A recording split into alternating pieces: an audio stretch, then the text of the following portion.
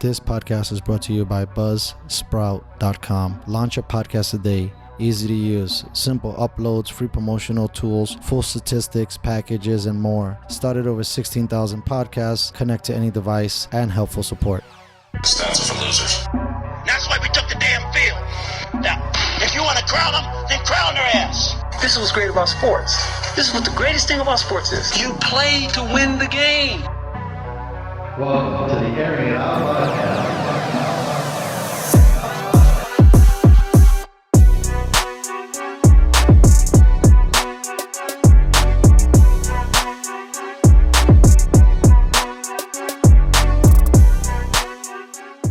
Welcome back, guys, to the Airing It Out podcast. I have here a good friend of mine, a baseball coach, baseball manager. Really excited to have him on the show. Welcome in, Mark. How you doing today? Good. Thank you, Dustin. Thanks for having me. Hey, for sure. So let's not fool around and let's get right into it. So the Little League Association has shut down all baseball activities. Is that correct? Yeah. Now, are they also, you were telling me off air a little bit that they're shutting down parks and stuff like that. Like, how is that? What was the letter they sent to you guys? Because as a parent, I have a little leaguer in there, which I also told my wife, by the way. I said, as soon as this kid is done with this, we're getting him with Mark. We're going to get him ready to go. So I've kept two promises to you. I tell you I'll get you on my show when my show came alive, and I promise you I'll get you my son. And I can't wait to chop a little bit more about watching him, because it was more than I expected, teaching someone who knows nothing about baseball, how, just rounding the bases is a big deal. What was the letter? Did they just send you guys a big email saying hey, we're done, and when are we done to? Well, most of my kids that I coach are where I coach travel ball, but the kids, my team also play Little League, so they got notified just this week, I think Friday or Thursday. As we talked about, this thing has come to fruition in the last 72 hours, so we don't really know where it's going, but we just know that it's shut down, and our travel ball season is still ongoing, but it's not, from a tournament standpoint, they're canceling tournaments up until the end of this month. So we're all like you guys, we're all trying to, so they keep pivot everybody here in the block, kind of, sort of. Yeah, and of course, job security. Thank you for bringing your kid on board when he gets old enough to be. For sure, bro. I got you. What I wanted to ask, so how long for the travel ball? I'm sure are there multiple seasons within the year, or is it just one season that you guys specifically do? Year round, right? It's year round. So how long is a season of travel ball? 10 games, 20 games, 30 games? No, it's up to you how many tournaments you want to play. Oh, it's just tournaments. That's what travel ball is, okay? Yeah, you have practices, obviously, and then you have BP and such like that. And then you go to, you pick a tournament. There's a bunch of different entities that have tournaments every year. So the best ones are typically across the country or in LA. But yeah, you try to shoot for one or two a month. And then practice twice a week. Maybe some organizations do more, some do less. Wow. Yeah. So where you guys were at right now, because you said you pick a couple tournaments, were you able to play? You played most of this year already, right? How many tournaments have you played in this year? We've been averaging about 1.5 per month because you have two teams on each division. I have two teams, so we'll try to get in one for each division. And then what are the ages that you coach? I coach 11. 11. Both teams are 11 years old. Yeah. And that's it. It's not up to in between. You have to be 11 years old to play? Right. Yeah. San Diego Stars organization has from 7 to high school. Okay. And there's directors for each division, and I'm a director of the 11U and I'm the coach. So you have one, you just hand off to the next guy, and that happens right after Labor Day. That's the travel ball season when it ends. Labor Day tournament's the last one, everybody's in it. And then come the next week, the next day, you're up to the next coach. And that's when your travel ball year would start. After Labor Day? Yeah. Wow. The next division. Wow. But the preparation, Dustin, is way before that. And then in our organization, we a big thing is the bats. The bats have to be, obviously approved by USSSA. But what really is, what we do at the Stars, the kids will have heavier bats in preparation for the next level. So we'll start them with the heavier bats midway through the year. And that puts them at a big disadvantage, because the other kids are swinging lighter bats, and bat speed is all what it's about, hitting the ball hard. So we're going to be there this summer, probably right around July, where some of the World Series are. Right after that, we'll go to a heavier bat in preparation for the next level. So they'll be a little bit ahead of the curve. So now, and these are aluminum bats, right? Nope. Well, they are. That's the biggest thing. These bats are $400 or $500, and they're alloy bats, and they're two-piece alloys and composite. They call them composite. They'll be aluminum alloys and composite. The handles aluminum, the barrels composite, or vice versa. And it has to do with the trampoline effect, but they are approved, and there's some that have not been approved over the years because they have too much of a trampoline effect. And that's the reason why you probably saw in college baseball where they used to have 19 to 18 run games, 19 to 18, and now they're almost like wood bats, but they are composites, but they are wood bats, and they call them BB core. It's just what from high school on up you'll have is BB core, what they call drop 3, and the way they get to that is the length of the bat minus the weight, and whatever that differential is, that's what they call drop 3. So the bat is 3 inches longer than the weight of the bat, and the larger the number, the lighter the bat, the more trampoline effect. So.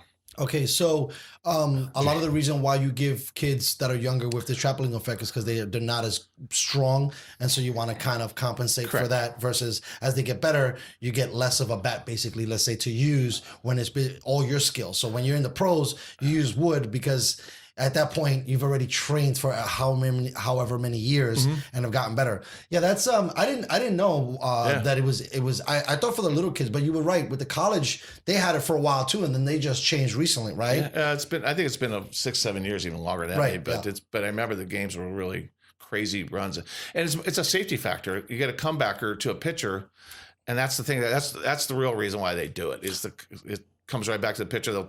You can hurt the guy really bad. I was talking to another associate of yours, Rudy Batista, and I was telling him how crazy it is that, and you guys tell me more, you tell me more, but how many balls don't actually hit the pitcher that's so close. You would think, right, that there would be way more injuries, and even at the pro levels, the balls don't come back. But I mean, just takes one. Right. Yeah. I mean, Rudy talked about one that when he was pitching kind of skinned his ear and he soiled his pants because it came so close to him, and he said he didn't even get a chance to put a glove up. Yeah. So yeah, that's insane. So with your 11-year-olds, right? Okay. So are you're the head manager, right?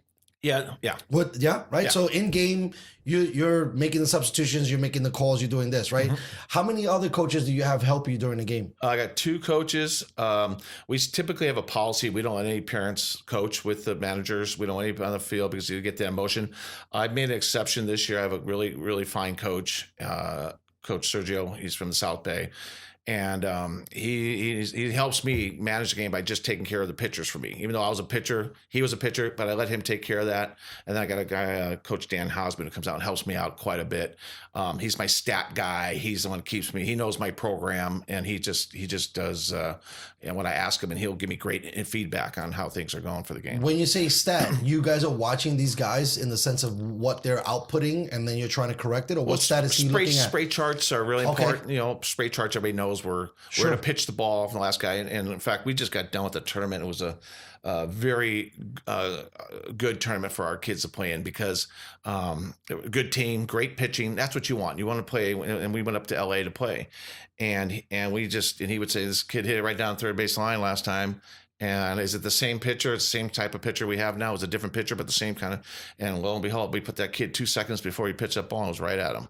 So, they have tells, they have tendencies. Dustin saying that already at 11, you're like taking in that information where it's just you're not just going up there and be like, hey, just, swing for the fences, kid. No, this isn't Little League. No, the funny thing about this, people go, they'll ask me, hey, Mark, how you doing? You coaching, you coach, what do you do? Oh, I coach Little League. I go, I coach baseball. They go, oh, Little League? And I go, no, it's travel ball. And they go, oh, how cute you coach those little kids. I go, those little kids will throw a baseball to your freaking head. Seriously, I got kids. I have to look, I have my head on a swivel or else I'll get hit. And I did get hit, and it's not comfortable. It'll hurt, do some damage. These kids are pretty damn good. So now because we talked about it, and I told you, I want to keep you employed. So I'm waiting for my son. So what is he? He's 5. So we got another 6 more years until he gets there. But Are these kids that come with you, these are parents that are ridiculously committed and they've been training their kids since that when they get to you, they're already not polished, but they're pretty damn good if they can throw a baseball at your head that might, rearrange your face. Yeah. Because I didn't think about an 11-year-old possessing that kind of power, right? Yeah. Well, it's funny you brought up the P word. Every coach will tell you parents are challenges for us coaches. You get great ones, you get not so great ones, but you want them to be on the same page. I think one thing that we got to back up and talk about was if you enter your kid into any kind of program, if you just want them to learn how to play baseball at a high level, or just see how you are compared to what you think he is, and that is, start him at 6 years old, and we have a program where Lyle Gabriel, who's been, by the way, San Diego Stars, the oldest, travel team might even be in the country, but at least in California, and there's no better program director than Lyle Gabriel to coach at the 6, 7, 8-year-olds, and he is amazing. So when they get up to me in the 9s, they go through the 9s, Coach Baroth, and then 10 we have Coach Pryor, and then 11 with me, and then Coach Soto at 12, and then Jervis at 13 in the high school program where my son's playing. They are all on the same. We're all on the same page as far as progression, and that's the reason why we have so many guys in the pros and in college baseball, because they're lifetime stars and they get the benefit of the program and the process that we have established for your kid when he joins the program, and that's when you answer the question, they come to me. Yeah, I'm way ahead of the program if we can get kids who come through the process, because he's also very. He cares about the kids just like we do. I mean, the kids will not trust you unless you care about them. Right. They'll listen to you. Right. You got to build that trust, and he does a really good job of that. He makes our jobs a lot easier at the top end of the echelon here. All right. So for like a parent, okay, right? I'm kind of new to the game. I got a 5-year-old, 6-year-old. You put them in. Obviously, they're hitting off a tee, so there's not much you can teach them. But what are some of the things that you're trying to implement into them young on, where it's not like you're fatiguing them because they're learning stuff that they don't really understand, but still kind of give them some building blocks so that when they get to the next level, 6, 7, I guess, I'm not sure, 7, 8, that they should have within their tool belt to bring to the next phase that they play in. Yeah, good point. Because you're going to get this education. Right. Best way I can describe it is my son, Garrig. Okay. He started, obviously I named him after a baseball player, hoping he played baseball, but we never pushed him into it. In fact, he pulled us into it. His mother will tell you this. But he was 3 years old. He was 2 years old. As soon as he was out of diapers, he had a glove and a ball. And he would sit there. He would stand there next to the TV set, and I'd sit on the couch drinking a beer, and I'd toss a ball to him. And a lot of parents would send videos out of kids hitting and kids throwing the ball, but they never show him catching, the hardest part, in my opinion. I agree. So he was sitting there, eye-hand coordination, and he would look at the TV set, watch the Padre game, and look at and mimic the guy and throw it back to me. And we did this for the whole summer when he was 2 or 3. And he was catching more than he was missing. And then we put him into what they call NYS at 3 years old, organized baseball. So he's been playing organized baseball for 10 years, and he's 13 years old. So he's kind of like a savant. Well, I don't know about that. He's got a high baseball IQ. There's a lot of kids like him, I think. But what he really wanted to play. And there's actually a joke in our family that my ex-wife would say, and that's his mother. She'd say, don't make eye contact with him because he'd look at you. You'd have to play catch with him. I go, he's not a rabid dog. People would come over and she'd go, don't make eye contact. He's going to want to play catch. And you'll be gone. It's like the dog that comes to you with the ball in its mouth. And once you throw it one time, it'll keep coming back. That's Garrig. Wow. Yeah. And he's because of that, he steps on a field. He looks so natural, and I don't give him enough credit. That he's he inspires me too. He just knows what he's doing. He loves high baseball IQ, and you want a kid like that who has that skill set, also have the team ethic, and that's what he loves. He doesn't feel good about himself unless he knows the team benefit from his performance that day. So that's something that's rare. That's one of those things I tell you with your kid. Work with them on catching, but when they get them into a team environment where they're all dependent on each other. And I think you'll get a better rounded citizen, let alone baseball player. All right, so cool. The catching part, because I realized that. So I went on to this thing. I didn't realize how bad it was going to be in the sense of like the cupboard being bare, right? So I was telling you a little bit off the air, just teaching him where first was and second was, and having to put his foot on the bag as he's rounding bases.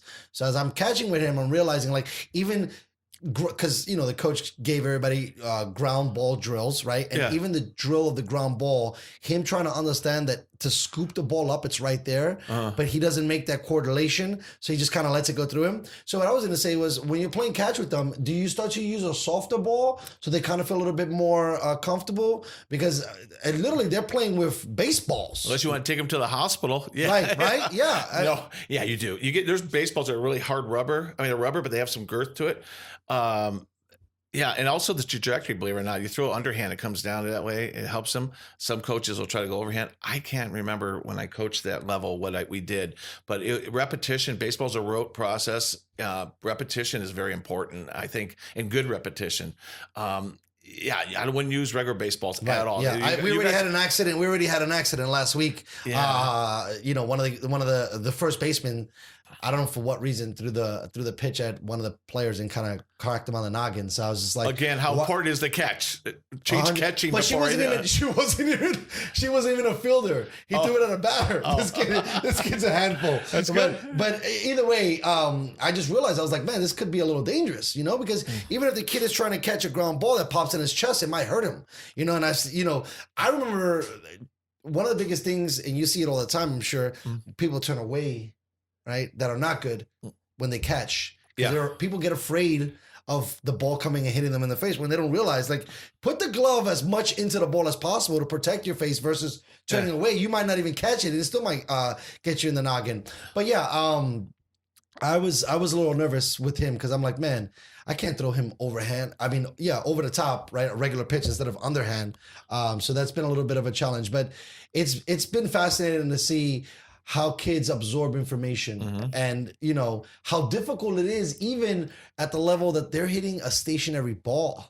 Right. And that's hard. Yeah. With a round bat. Yes. Well, we were talking about that too. Yeah. It's the hardest thing to do, right? Me and Rudy were chatting about it, right? Hit a baseball, round bat, round ball, hit a square. So is consistently. Right. Yeah. I know the best thing you could do is support him. If he likes it, let him pull you into it. Make it fun. That should never. Work. I'm always. Yeah, I would change the baseballs out and just do repetition for him. And the other thing you teach him is probably just we teach our level. Just put your nose.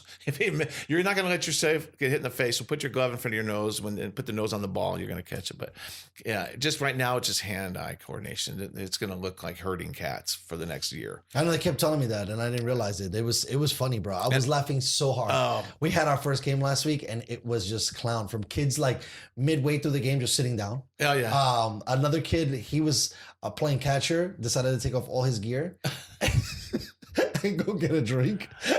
Right? All right. Right, yeah. I'm like, okay, bro. Right. And then we had I think like a first baseman. It was same kid too, which was hilarious. He just kind of like dips out and listen, time. And the parents are eating it up. Yeah, and then I wanted to ask you this because I didn't know this, right? So when do they start keeping score?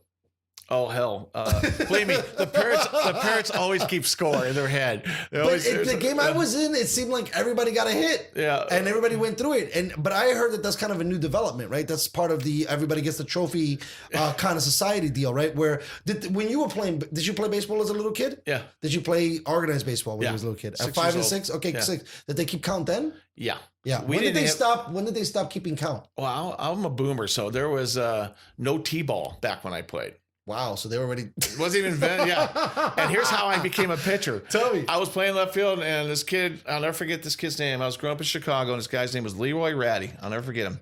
And his dad was coaching, and I think he had enough of his kid just hitting kids or walking them, and he threw the ball, and he goes, anybody know how to throw a baseball? And I think my dad was in the stands and said, throw it out to my kid out in left field. I'm like, oh, God. So he threw it out to me, and I threw it in, and I'll never forget it. I hit the infield there because I heard it pop up. They go, you're a pitcher. And ever since then, I pitched until... 4 years after high school. From the time I was 6. So that was a hell of a tryout. Just throw the ball in. And I go, okay, you're in. But, you get on that mound and you get addicted. Really? Oh, God. What gets addicted about being on the mound? In control. Really? Just being that badass motherfucker, bro? You can like, when I got up in the high school days, I played Colt League and stuff like that, and you're dating a girl and you go, hey, I'm gonna step off the mound and give a wink, and that's for you. So you stop the whole game. Yeah, it's so funny, but it was a lot of fun in that. Did you only play up into college? I never played a day after high school other than Wow. in beer drinkers leagues. Yeah, I'm not that. That's the one thing that you hear people like right. they all played. Yes. You could go Yes. on. I didn't play. I stopped. I won CIF championship, and my catcher was I was the pitcher and he was the catcher. He got drafted, and he said to me this. He goes, "Mark, you're a great pitcher. You got to be phenomenal to get drafted." But there was a lot of kids I beat, got drafted. I didn't have the best mechanics. I was just gritty, and this is what I bring to my coaching: is I just hated to lose. I swear, Dustin, I just was like, I hated to lose. And I'd throw until my ribs hurt. Really? And I actually did. And I pitched in the CIF championship game against future All-Star Kevin Gross. He played for the Dodgers and the Angels in Montreal and all that. But the point was that it's a team sport. And if I didn't have those guys behind me, help me, I would never have made it. But of course. I was pitching my heart out. And that's what when I go to these kids, I go, I'm a grinder. We got to grind it out. That's why I think transitioning here, there's a popular coach in town here always says I would never put my kid on a travel team who wasn't coached by an ex-pro player. And I go, oh my gosh, I've been coaching 7 years now. I don't have enough fingers of championships. I've beaten coaches who are former pro players, and none of them think that way. They're always very humble guys. But I think the advantage I have in coaching is I'm a grinder. I was good, but I wasn't that great. So I know what it's like to grind out. And I don't have super great kids on my team. I have a great team, and the kids are of great individuals. Right. And these kids are learning how to play ball when you don't have some super big kid who they can pitch around or a great arm that they get them out of the game. Our kids are learning baseball, I think, at the level that it's going to set them up for success at the next level. That's amazing. I always get it because, we've already had a couple of shows and we talked about some of the more challenging positions in all of sports, and pitcher keeps coming up, right? Especially on the pro level, you have so much pressure to produce versus any other position. I think we went pitcher, quarterback, goalie, right? Like these guys, the game's on them. Yeah. Right. And a lot of other sports, I mean, if you made a mistake, you might get another chance, but you might not get as much as a scrutiny, right? Sure. Things that are not being watched. Rudy was talking about a little bit, like you had to have like balls. He called it, having a sack. Yeah. For you, when you were pitching, right? How many different pitches could you throw besides, like, let's say the fastball? Because you had to, if you're gritty, then that means you had to have a little deception, right? Because you didn't have, you didn't have a powerful arm, I guess, to be throwing. What was like the average speed of kids throwing in high school? Are they throwing 90 already? No, I think they're. Oh boy, I'll tell you right now. I don't think I can make my 11-year-old team right now as a 11-year-old. I don't think that these kids are so much more advanced. We just don't let them know that. Yeah. Right. They're that good.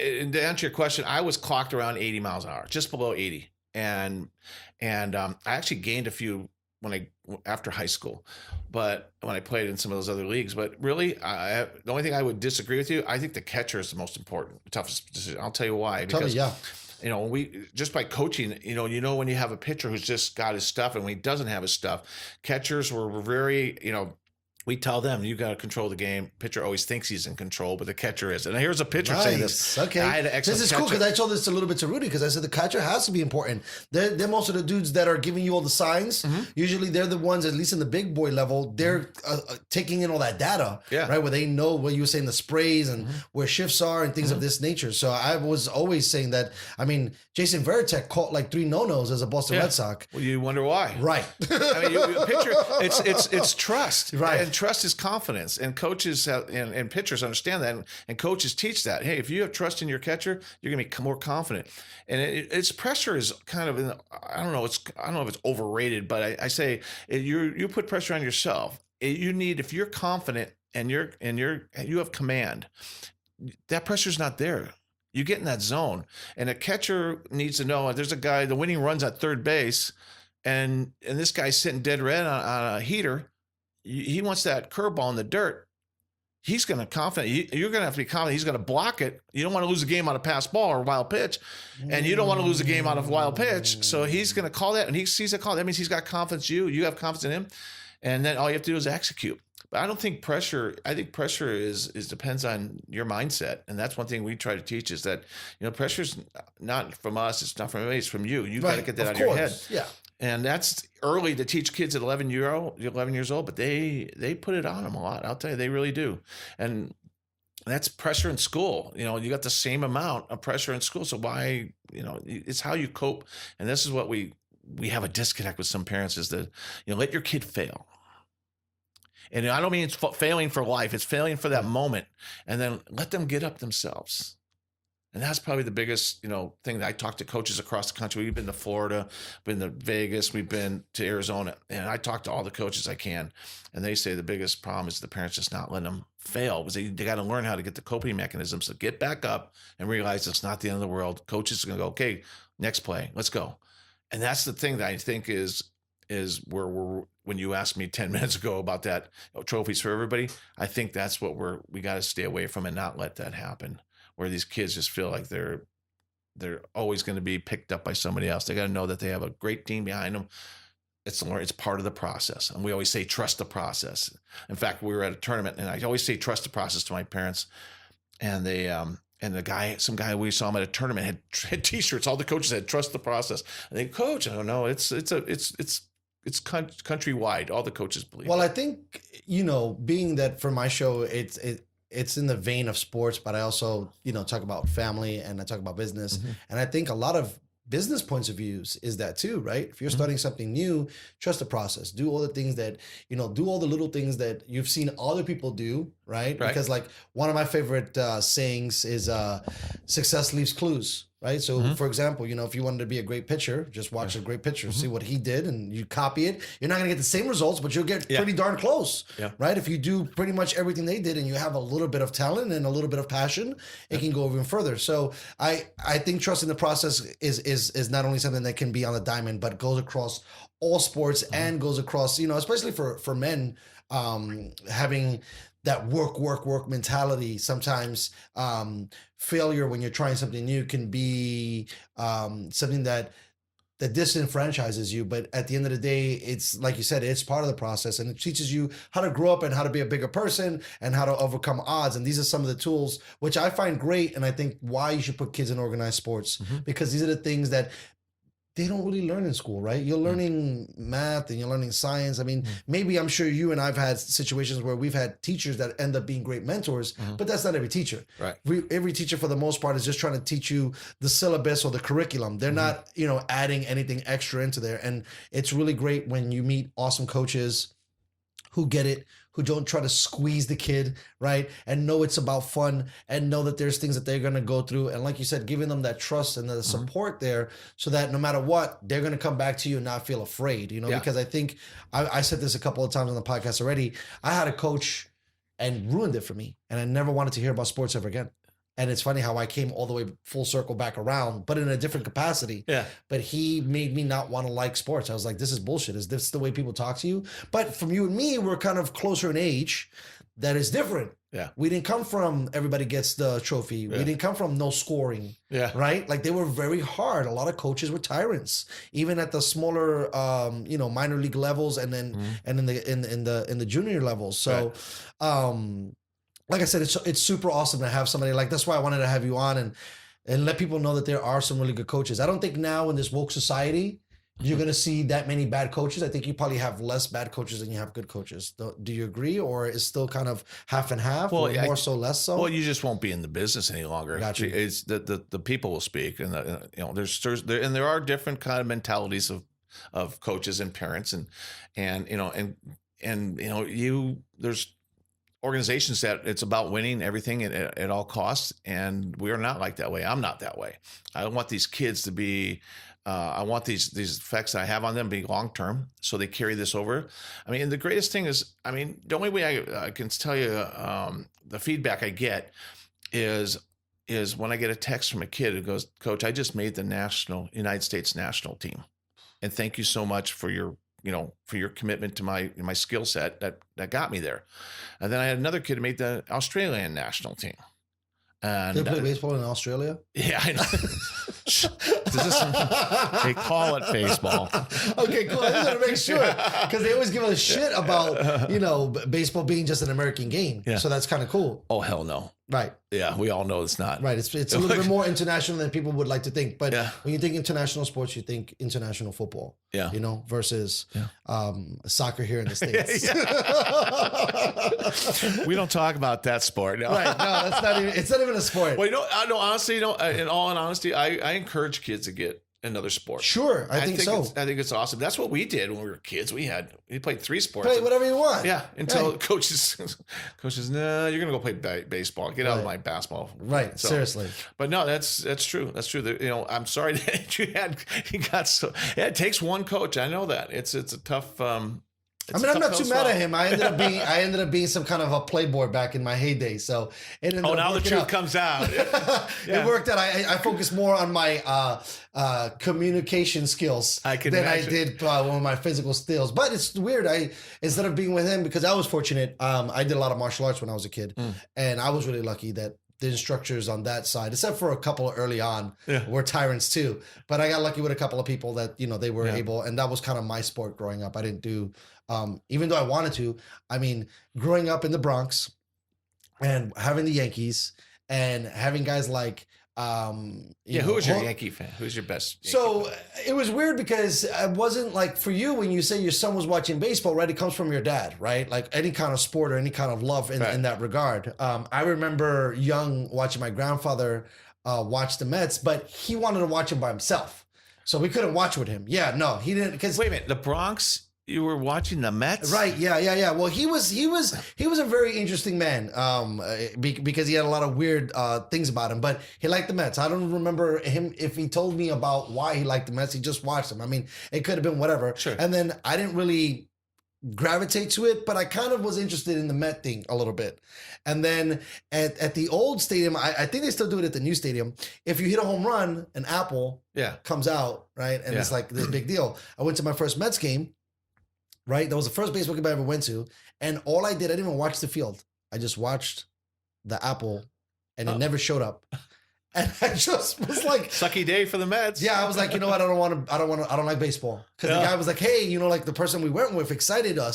And he was like, you watch this, and an apple is going to come out, because the chances of you hitting a home run in a baseball game is highly likely. But, the fact that Nowadays. Right. Yeah. Well, actually, that's a fair point. I didn't even think about that. But we ended up going to a Yankee game, and they lost all the games. Because I used to go in like the late 80s. I remember that. Early 90s. With Buck Showalter. Yeah. And Buck, I don't know if he was a good coach or a bad coach or what the Yankees was going on at that time, but their team was terrible. And I think my first, and it was kind of given to me, the first guy that I started to really watch was Roberto Kelly. Mm-hmm. And then I started to really, really get into the Yanks a little bit. But I remember being excited for Jorge Posada and Bernie Williams. Yeah. Because they were both of Puerto Rican heritage. And that was like my heritage at the time. And then they did that ridiculous run in the 90s. And then, everybody thinks that, Yankee fan or the Yankee team just keeps buying championships. But I have different arguments on that sentiment.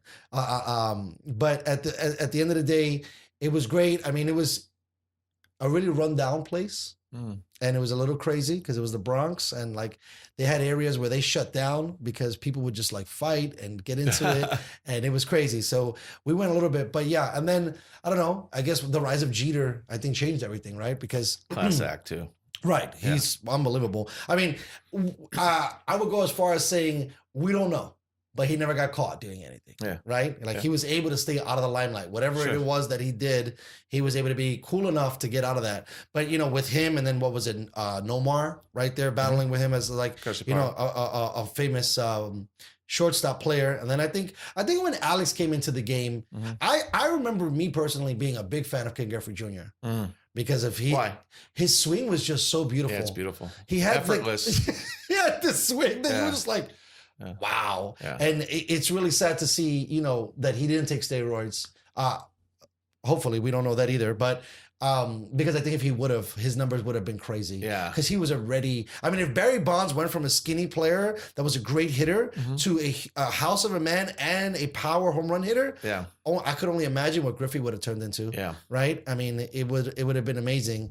And then he had, what the kids nowadays call swag. You're always looking for that player. Like for me now, hat backwards. Yeah, you started that thing. Yeah, you get the whole cool kind of deal. I mean, now my guilty pleasure is Bryce Harper. Yeah. But who played for us? Really? Yeah, and a lot of teams in San Diego. Sure. But they used him. Why did he play in San Diego? Is he a San Diego native? Vegas guy. Right. I know he was from Vegas. I forgot to bring the stars. We had a book we just had made with I should have brought you the picture. Yeah, It's a book that the Coach Lyle Gabriel just made, and he's since '88 he's had the team. So wow, he made it, and a lot of teams in there. You can see Joe Musgrove, see a lot of guys who got drafted, and they're just in the kids. More importantly, the kids who didn't get drafted or went on to college who played for Stars Lifetime.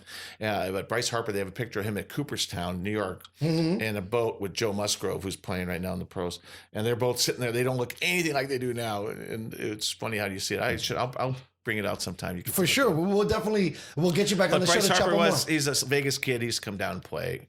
Is San Diego I don't want to say a hotbed, but is it known for being like one of the areas that have some of the better facilities and better teams and better organized to get some of the better talent? Because Southern California, I know, brings a lot of baseball players to the league, right? Right. Oh, of course. It's when we went to the championship when we were 9 years old to Orlando. Took our San Diego Stars kids, my son's team, and we were there, and all the teams that are in the final 8 are California, Texas, or Florida teams, right. And it's always them. So they try to keep us separate. But honestly, the last few years, it's funny you mentioned this because I talked to a cross-checker. Cross-checker is like a level of scout, okay, a mid-level scout. And what he did, he said to me one time, it was like a year ago, he goes, Mark, I don't come down to San Diego because the talent pool is so diluted, and most of the good kids from San Diego go up to LA now. And what happened in San Diego, this influx of all these new organizations that came in from all over the place that are opening here, and it's just spreading out the talent amongst different teams. So they're not really getting on the radar. The second thing is that a lot of these little league teams are starting travel teams and in the fall, so they can have them prepared, almost like they're picking their all-star team ahead of time. How would you like to be a parent like your kid's going to play Little League and he's not in that group, so he might not make all-stars. But they're doing that to prepare them for Little League, and we even have kids leave. So he says LA, where they were taking the powerhouse teams and combining, and we're down here diluting. So they're actually taking two power teams. They're joining together. Gotcha. There's 2 teams up there, or 4 teams that joined into 2. And it's almost hard. It's almost impossible. They have like 4 teams in every tournament that they win most of the time. So you have to really. So to answer your question, we have a great talent pool down here. I don't think we're getting recognized because we're just spread between so many teams. Okay. Well, that makes a lot of more sense. I mean, it's not just baseball, bro. I mean, there's a lot of things that people think like, hey, we got to go up to LA. San Diego's kind of a weird place. I call it the Florida of the West. Yeah. It's almost like a very laid back, kind of chill, beachy town, but there's not, I think it hurts having that LA is right there because instead of cultivating more things here and doing stuff like you're saying, maybe instead of making more, making less and kind of concentrating the formula, when you go up to LA, everybody's up there is concentrating the formula. So if you're not elite, you're not even like looked at, or if you're not even training in that regard. And it kind of sucks because I feel like in San Diego, I think it's like almost 3 million people, and that's enough to be 8th on a list of cities in the United States. That's pretty high. Yeah. But when you think about some of the infrastructure in certain areas that you do a little bit, but for you to get serious to take it to the next level, let's say, it's always LA. Well, I think it might be a little bit different at the high school level, and I'll tell you why. Because we have great high school baseball programs. Granite Hills comes to mind. Grossmont's been just tearing it up. It's been killing. And you get the what's up with Helix? Helix that plays good baseball, or they're more football? Well, I hope they are. Because my kid just got accepted there, and he's trying to go to Grossmont. So we're trying. He's got accepted to Helix, and maybe at this time, we'll know tomorrow. We'll actually find out he got accepted to Grossmont. So we're gonna leave it up to him. But anyway, no, those programs programs are very good programs. Madison comes to mind as well. My buddy Nick Furlong's there. I'll tell you right now, we have a lot of first-round draft picks coming out of San Diego. Cavaco, the South Bay, was a San Diego star since he was 8 years old. He went with the Twins in the first round. Those kind of guys, Brady Aiken, those kind of guys. Strasburg, right? Yeah, Strauss was. Strauss is out of San Diego, West. He was supposed to live around here. He's a Santee kid. Right, but I'm saying like Joe like Musgrove, East San Diego, right? You know, that's not it's not a household name where you're picking a picture. That's I mean, he was lights out in the World Series. Yeah, it was amazing. Yeah, that was amazing. That was amazing, and there was nothing, no banging the drum there. But I'll tell you right now, San Diego's on the map. But it's just LA just by virtue of their numbers. They have tons of programs. Right. Their population is way higher too. And then I'm sure that they have a little bit more with everything that's going on up there. They have even probably more money to spend on travel teams and equipment. I mean, if you're talking about a bat that's $300, what a commitment! What a commitment from a parent. You know that like so. Let's say someone comes to your thing, right? How much they got to drop? $3-4 grand. To not only pay for fees and dues, but equipment and clothes. What do you mean for a year? Let's say, yeah. No, we're all pretty similar. We're $150 a month. Okay. Yeah, it's not bad. Yeah, and that includes everything. Well, you have to buy your uniform, and it's like but uniform doesn't cost that much, right? A couple $100. Right. It's the bat, it's maybe in the cleats in the ball. Everybody buys their own. Right, that's what I'm saying. Yeah. So for the average kid that's coming there, how much the average bat is like a $300-$400 bat? It depends. I tried telling the parents. It's 90%, 80% of the swing is your kid. It's not but there's no reason for you to go telling a kid who goes over to his friend's house has a PlayStation, PS4, and then you go. Trust me, I know. I remember I was a kid, and those $500 bats, they look so cool. And they're about a year. You use them about a year and a half. It's the glove. The glove lasts forever. That's the beauty of it. Right, that's great. I tell the parents, spend the money on a good glove. And Mike's son's a catcher, so it's catcher's gear, and he grows out of it every 3 years, so you get new catcher's gear. Your guy? Yeah. Wow. My little guy. That kid is have you met him? No. You promised you were going to bring him by when I was working at the place. He remembers you. Does he? Yeah, I told him, I said, I think we came in there one day. Maybe you did. And you said hi to him, I think. I think you're right. You're right. We just didn't chop it up too much. I didn't want to overwhelm him, but that's awesome. No, I'll tell you what. But to play catcher at that age. He was hitting the other day. I had him, it was raining, and we hit off into the net, and he was hitting, he goes, and he was hitting really good. I'm not going to tell him. And then when he hit, he didn't hit so good, I go, hey, Garrett, a good thing you know a lot about baseball. He goes, because you're going to have to be a coach if you hit like that. And I'm like, God, I just couldn't. I'm just that dad. He goes, he rolls his eyes. He goes, thanks a lot. I appreciate that. That was awesome. Where were the other 10 compliments when I was crushing the ball? I know. That's just my kid. More of a joke. He's at that teenage, so he's getting that level where we joke around. No, that's great. I mean, you got to keep it light and fun, right? It can't be all serious, right? It has to be fun. Yeah, if you don't have that component in your game, that's not even worth playing. I agree. I've already seen a couple people, and they have their kids working on the side with them, and they're like, "Hey, come on, focus." And I'm like, yeah, no, we don't. We have a rule. You don't. Yeah, not the best idea. You let the kids alone while we have them on the field. They're my kids. Right. I care about them. Same with the tournament. Not all the parents follow and abide by it, but I have to remind them. But that's important because the kid has to know there's one voice, and that's their sanctuary. Right. Dustin, it was for me. My parents went through a divorce, and I was a pitcher, and that was my sanctuary. Getting on that mound, I got away from everything. Something I could actually control, and that's what we tell the kids: control what you can control. Worry about what you can control, not what you can't control. And when you can't control the outcome, or how you can handle the outcome. Right. So if you're on the mound, and I just felt like that was my place I can go. That's why I was so gritty. I just didn't want to leave the mound. I just wanted to stay because I knew once I got out of there, I had to go back to the real world. Yeah, and the mound was where I found sanctuary, and that's what I want these kids to know when they get on the field. Don't do it for your parents. Don't do it for me. Don't do it for anybody. Do it for each other. Win for each other. Work hard for each other. Do the best you can for each other. And they're starting to get it. This was the tough team I had this year because it's had so much turnover. But they're some of the best kids, resilient kids I'll ever. Yeah, I know. You showed me one time like a training video of them working out and stuff. I mean, they look dialed in. Yeah, that's our Saturday conditioning program. Yeah, that you have to have it. You got to hit every aspect of the game. Because you give your kid every edge possible. Give our team every edge possible. That's what I want to do. I want to do everything I do. You wouldn't believe how much time I spend a week on practice plans and reviewing videos. And I mean, it's like a full-time job. Yeah, I can imagine because you were saying you have another full-time job and you do this. Yeah. So that seems like a lot. But everybody's making sacrifices. Sure. I'm not the only one. No. I'm talking. I'm actually discussing on behalf of all you guys. Yeah. Like that's a lot of work to bring to the table. I mean, it looks like everybody's accountable. The kids are coming in, they're working out, they're doing their job, and the coaches are making sure that they're giving them all the tools. Whether it's watching stats, watching replays of stuff, and finding out small tendencies, because that's all it is, right? One little advantage, especially in baseball, can be that much more. I mean, I was talking to Rudy about it. Two things that I really love watching. It happens. The first one only happens in the postseason, and the second one only happens in the offseason. I love in the postseason where they'll show a pitcher and he's throwing, but it's two different pitches, and the mechanics are identical. How it comes out of the hand. And some guys are not, but the ones that I love the most are the guys that it's a fastball, it's a curveball. You have no idea what it is because it looks the same from the point that he throws it to his release point to the way he finishes on the mound.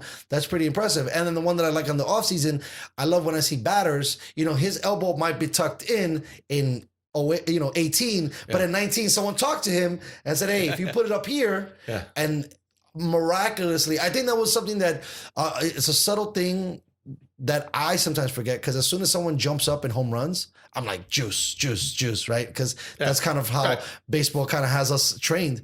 But I think also, too, there's a component that these guys in the offseason, they work with great hitting coaches, and they're like, someone can see the smallest thing about your stance. Yeah. And it can change your whole game, and it can take you from maybe being a good all-star to a great all-star, or somewhere in the middle there. But what I wanted to ask you was, because you used to be a pitcher. I asked 3 decades ago. It's okay. Yeah. Do you think? Let's be real. Do you think that they should slow down the way they're handling some of these pitchers? Because it seems like a lot of young kids kind of throw their arms out as they're question. Out there, as they should they question. Right? Should they? Where should we go with that? My brother, James Sims, he's a physical therapist. He was an associate professor at Loma Linda, and he writes. And his friends write. They're always close, and he gives me advice on what kids should do, and I take some of his advice. And as a good older brother, I don't take all of it. Right. But he, I believe in moderation. Now, there's a program in our town here that believes in a lot of pitches on a kid's arm. They need to really load it up, and they think that's the method of doing it. Now, I'm not here to say it's bad or good. It's just not my method. My method is, Do they have a rhyme and reason for their method? They feel the arm's going to get stronger the more pitches they throw. So you'll have a 9, 10-year-old throw 120 pitches in the game. That makes sense. I'm just trying to see how they do this. I'm trying to peel away this banana. Yeah, and time will tell. Right. The thing is, but also what I do agree is genetics has a lot to do with it. I look at kids. I have a kid on my team. I could throw 30 pitches. He's done. Really? Yeah, that's the way he loses mechanics, and that's how you get hurt when your arm slot. And I have a kid who can pitch 80, 90. And it could probably go another 20, but we don't. And it's just the way they are. But it really comes down to, like anything in baseball, is your mindset, is your confidence.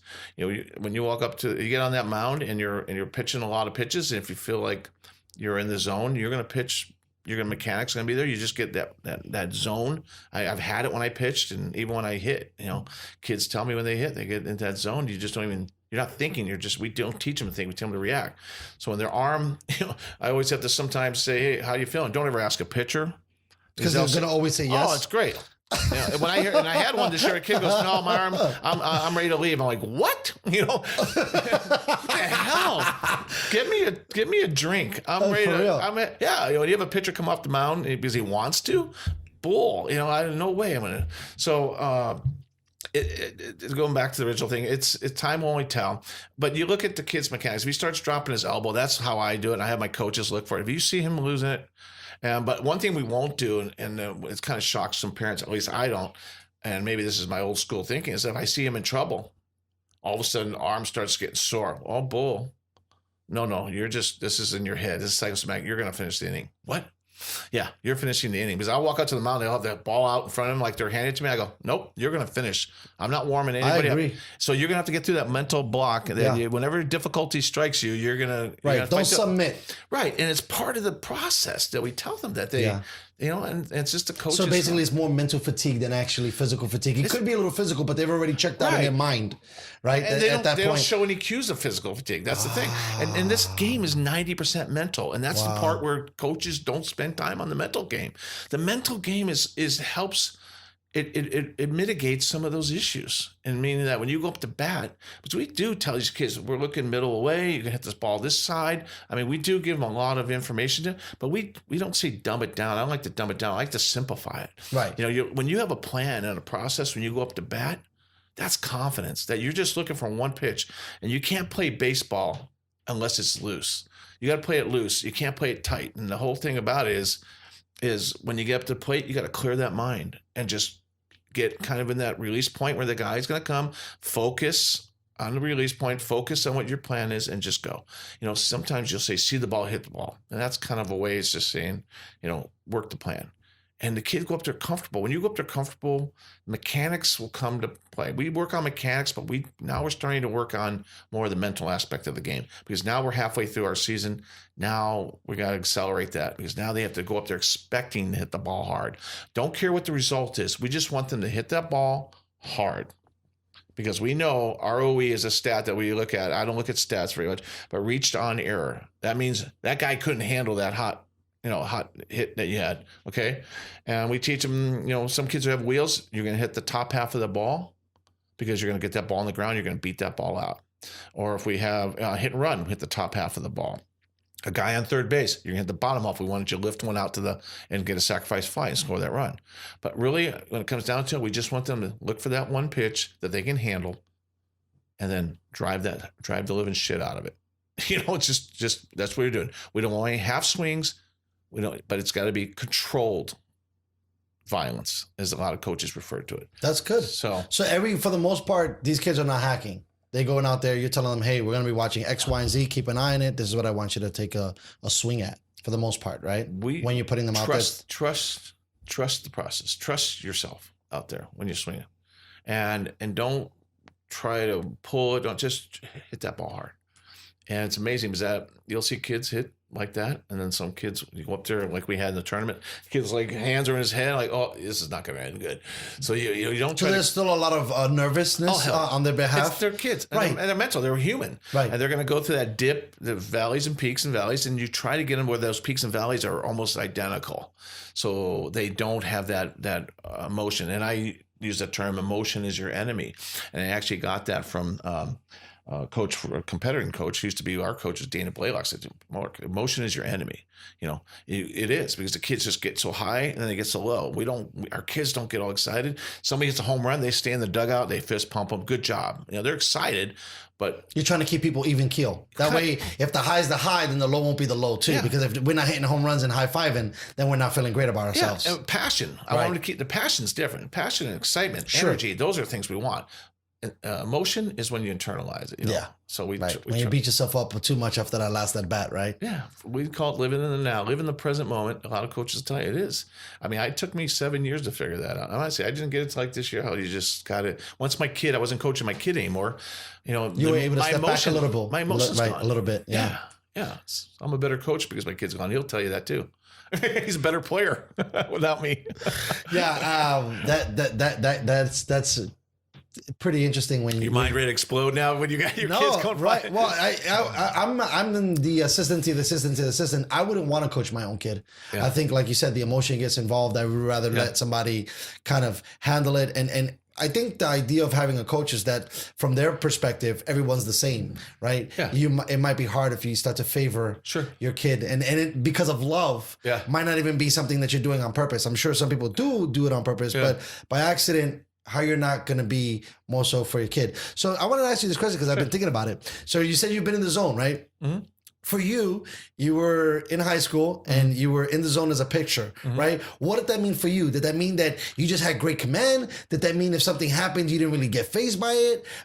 Were you just like in a situation where you were just seeing one person at a time? Like for you, how did you explain the zone for yourself as a kid? Because you said you've been in it. Right. What was it like for you? A good example. It's funny you say that because I was thinking I don't really have any concrete. And then I popped my head. Good.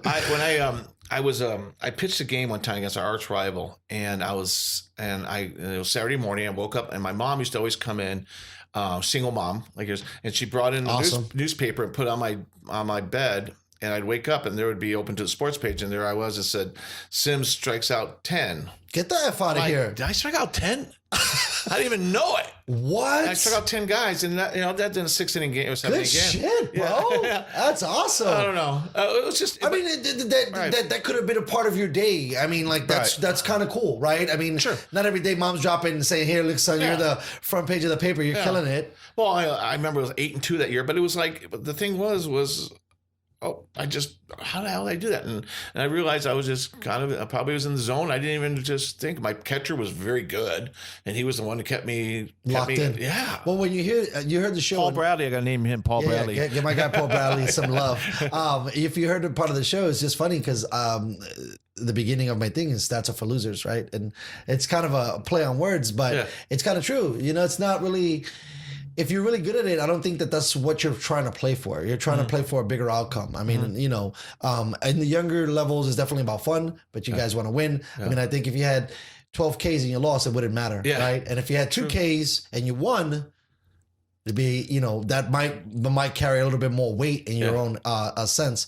But so you, from what you recall, you can never remember you being that locked in. You just could remember some of the aftermath at times, realizing like, holy smokes, did I just do that? Where was I at? Because I didn't remember being that dialed in. I think that's a byproduct of it. I mean, in the CIF championship game, I think I had a no-hitter going to like the 3rd or 4th inning. And we were playing against a team that was supposed to be far more superior than us. And they'd won like 3 of the last 4 CIFs. And here we were. And we were 3rd place in our league, and here we are in the final. And I just remember throwing, and my curveball was working, and Paul was calling a great game. And next thing, it was they had to record it. I was listening to the recording after weeks afterwards on the radio, and it was like, I don't even remember half that stuff. I just remember just going. I hated, it's one of those things, Dustin, where I hate to lose when I wanted to win. And those are things that are kind of translatable to my kids I teach now. So I try not to make the mistakes that I made with these, that I did and with these kids. And a lot of it is translatable, but some of it just doesn't because the time is gone and kids are a different animal these days and the parents are different. Right. And you got to get buy-in for them. And when you see, I get more excited now when I see one of my kids get locked in. I had a pitcher that just pitched and he was unbelievable. And you could sit there. He's one of those kids. You can put him on a stool. I'll give anybody $100. You can make him cry. You can't make this kid cry. Justin Jarrett's name. This kid. You cannot make him cry. He's ice water through the veins. He'll make some of the most ridiculous mistakes, and he knows it, but he doesn't get worked up. And he's just amazing. And that kid, I think, is going to be a CEO of some company someday, or he's going to be an air traffic controller. I don't know. But something that requires a lot of pressure, but it doesn't faze you. Yeah, I don't know. I've never seen a kid like that. Wow. At that age. And put him in situations that he just comes through. It's now that I'm getting all of these coaches on, it's really funny because we talk about it a little bit, and it's strange that now I'm around a lot of great minds and being able to recognize when you can see greatness. Right. It's kind of almost like makes you catatonic because you're just like, wow. And maybe they might not, hit the stitches off the ball, or they might not throw 90 miles or whatever, like 81 miles an hour. But you can tell something about their demeanor that for no question, they got it. Yeah. They're heads and shoulders on the other kids because the other kids are still worried about other things. Mm-hmm. And the mental part, I think, like you were saying, that's the hardest part to grasp. But there's once in a while you see the kids who have that part dialed in already above all the others, and you're just like, wow, this kid is gonna be something. I don't know what, but he's gonna be something interesting. Explain to me how it was growing up baseball in Chicago. Now, were you a White Sox fan? Were you a Cubbies fan? North Side, man. I only was there till I was 10, but still, my son is a Cub fan. Okay. I don't know why, but it's not. You're a Cubs fan, no? I am, but I'm Pods first. Got you. Yeah, pods first. So, in fact, we went to Chicago this summer. God, it was the hottest day. I think It gets hot up there, boy. We were And on it the gets- sun. It was hot and humid. And we were there. I went there for actually a reunion. God. And my son was there. And it was so hot. But I was wearing my Padres gear. And family was out there. And they're all wearing the Cubbies. And there's my son wearing the Cubbies gear. I'm like, oh. And everybody's wondering, you were born in Chicago yet? Grew up in Chicago. I'll tell you, it was because it was so long ago. Everything, Cub fan. It was you live just like Nice. they are now. Everything, the Wrigley Field. You ever been there? It's No, I want to go so badly. It's on the must. Wrigleyville. Everything's just a great thing. And I hope they don't tear it down before I get out there. oh, they're not going to tear. I They hope not. They put in all the renovations. Are you Okay, kidding me? cool. That place has got Right. But the ghosts will come out. I of think that thing. right. So, but it'd be like somebody would come up from the grave because I think Fenway Fenway and Wrigley Field will probably never be touched, Yeah, I right? think Because they're safe, for a right? while, Like unless every other something catastrophe right. hits it. Well, those because a lot of other places have changed, right? I would have Yeah. thought they would have never changed Yankee Stadium, but they changed it, and some of these other places. But I definitely want to go up there. Well, we play there all the time. Really Well, no, there's a place called Big League Dreams in Southern California. They're replica fields. nice. So they have them. They have them designed after. They even got like Forbes Field. They got But like when you say replicas, Really? it's like the same distance dimensions. facade. Yeah, the facade's the same. Distances, yeah, I think Because that's awesome. Maybe a little bit smaller. Right, I was But gonna not say, 'cause- much. No, but they put fences up there to shorten them, and that's where we played this last weekend. Chino Hills, we had. That's amazing. And they had a replica of Wrigley up there, Yeah. and then that's the game. That's Yankee Stadium, Wrigley, different ones. There's one in the desert. There's one in Riverside, Chino Hills, West Covina. wow. And so That's kind of cool. yeah, it is. Parents, the first time, some of these parents that I had, first time they ever been there, and they wow, and you have regular seats like this, so, and then of course the bar is right behind. So. Find the bar Restaurant, yeah. immediately. Like I said, your parents drinking beer, watching their kids play. This is kind of weird because Little League, forbids that. I know. It's weird to watch kids, parents watching the game and they're having a few beers. And I know it kind of gets. And you have actual dugouts, so it's kind of cool. Well, also too, I think it gets dangerous, right? Because you might have a couple, and then here comes like the heckler parent, right? Which is probably not good. I think Oh, that's no, what that never happens. No, I'm saying. I almost bought that, but you know what I mean, because that's the dangerous part. Once you start to add booze in, speaking about emotions, you get all fired up, And I mean, I don't know. I don't know why people even care. I mean, sure, you want to win, but at the end of the day, what does it matter? I mean, I think. Yeah. I don't know. I think it would definitely take a toll on a kid to lose every game and be on losing teams a lot. Like that's got to do something for your psyche. But if you're about 500, that's about right. Is that okay? So Right. your dad could drink because you're betting over 500, but if you No. I mean, like you. Well, no, I don't say that. I'm saying that you don't want the additional pressure. Oh, I got you. Right, of you sucking, and then here comes your dad. But I guess if you win a lot, then that's when things get different, right? Because now the expectations get higher, right? I mean, at least if you're on a losing team, your dad knows they're going to lose, and he's probably not going to get like blacked out drunk and screaming at people. But that I forget. I was seeing something on. I don't know if it was at college. I don't think you could drink at college games or something like that. Yeah, I don't think so. Yeah, because people just get. just travel ball games. Apparently, it's all right. Here's a fifth. There you go. Go watch your son play baseball. Oh no, it's unusual, but most of the parents are really good. Maybe it's a baseball They thing, enjoy it. right? Because it's so long. Right, like you need a little something to get through it. It's almost like going to the opera, or going to like Broadway shows. You need a drink. The fastest paced game on the planet when it's going is baseball. Really? Everything, yeah. It's that's the thing about I mentioned earlier. We teach the kids. We actually, it's almost like give them guidelines. Right. Figure it out. We don't, like, for instance, I'm third base coach, and I don't, when they pass ball goes to home plate, I don't tell them to go. I want you to read it. I give the sign at first base. Our first base coach doesn't say a word. They got to read. That's a disservice to them if we tell them what to do every step of the way.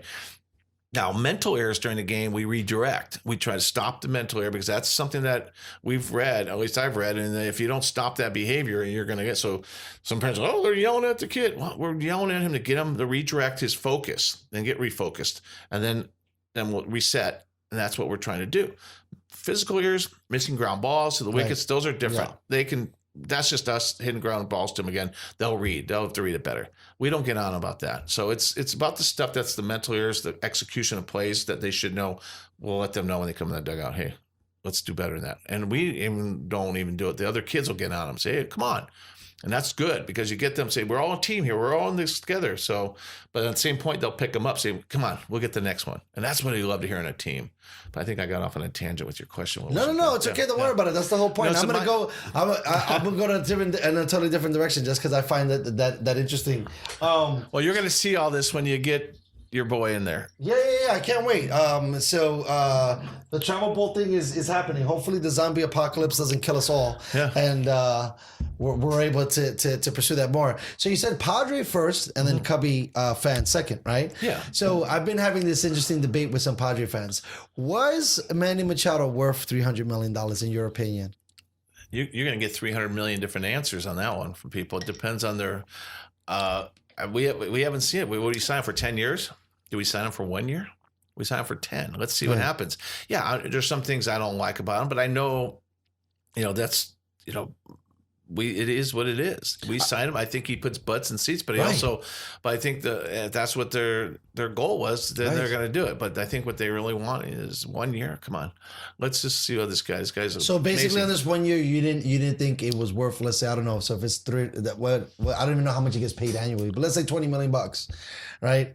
Was 20? It wasn't worth the $20 million for this year. It's kind of like saying, let's take the cake out after 5 minutes out of the oven and taste it. Let's see the cake get done. I'm with you 100%. But that left side of the field, I'd love to be a pitcher on that team and throw inside and throw some yackers and let him pull that ball, dare to get by those two guys. That's what I want. I agree. That's like a really, really, really good infield right now, and I think that part of my defense is that he's pretty good as a defensive player. So at least half of that money's worth it, right?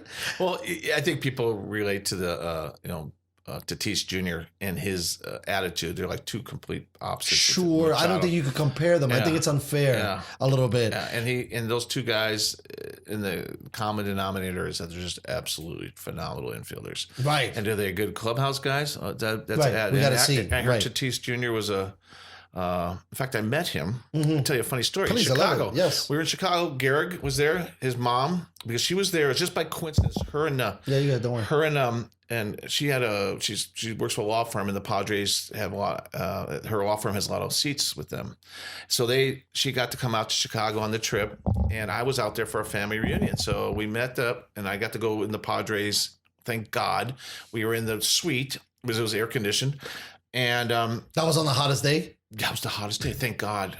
So lucky us. So anyway, we go to the hotel, drop them off at the hotel, and we're going up in the elevator, and when the door opens, and there's Fernando Tatis. And we were in the elevator with some guy, obviously not a baseball guy. Because he didn't know. The Padres elevator, Padres just, they kept everybody there. Didn't know. And he goes, sorry, elevator full. And it wasn't. And we're like, what? And I just didn't, I'm usually quick on my feet. And then he goes, oh, I'm sorry. He backed out of the elevator. And I didn't think to put my leg out there and say, go out here. Fernando, can we get a picture with Gehrig? And Gehrig's just staring at him like, what? And we're like, I wanted to punch this guy in the side of the head. What a dude. I know, it was so funny. He didn't know who he was. And he was like apologizing. Oh, I'm sorry. He backed out real quick. He's a big, tall kid, skinny. But it was a kind of a funny story because that was his opportunity, maybe to get a picture of my son and him, and maybe an autograph. But you don't jump on it, man. In life, you lose. So 100%, man. You gotta always be ready, huh? I know, Dad. Son of a gun. Dad dropped the ball. That's okay. I mean, he'll be playing here for a long time. So hopefully, you guys get another chance. I hope so. To meet him. I think a large part of it is, I was telling a couple other coaches that I think they shouldn't release. I don't know why they do. Why are you releasing how much money this guy made? Right? Because then it gets the fan base all riled up, right? Like, why couldn't it be like an anonymous amount? Right? So you don't know if he got signed for 300. You don't know if he got signed for 200. But it's really interesting that not only math affects the game in the sense of percentages and this and that, but people care about the math too. And they want to know how much this organization, what does it matter? Did you chip in the money? Did you pay anything? But I guess they try to... Indirectly. Right, that's what I'm saying. Right, they're looking at the ticket prices. They're looking at the memorabilia. Yeah. They're looking at, what you're paying for a beer. So I guess in a lot of ways, because the Padres Stadium prices did go up when they acquired him, like that was one of the coolest things I did like about going to Petco. It's a cheap date. Yeah. Right? And Tabitha appreciates that. Yeah, well, it's never cheap when you have 3 other kids you got to take with you. But the fact that you could have just gone in the building, even if like 2 dudes were just trying to go in, you could get a beer really cheap. And we live in the mecca of all beer, places, and the food is really good, and you get all these different things. And to get a pretty decent seat, it's not like New York, right? And you want to go to a Yankee game, man, you're dropping at least $100 to get into the building. Let me ask you something real quick. Every time I watch the Yankee Stadium, I watch the games.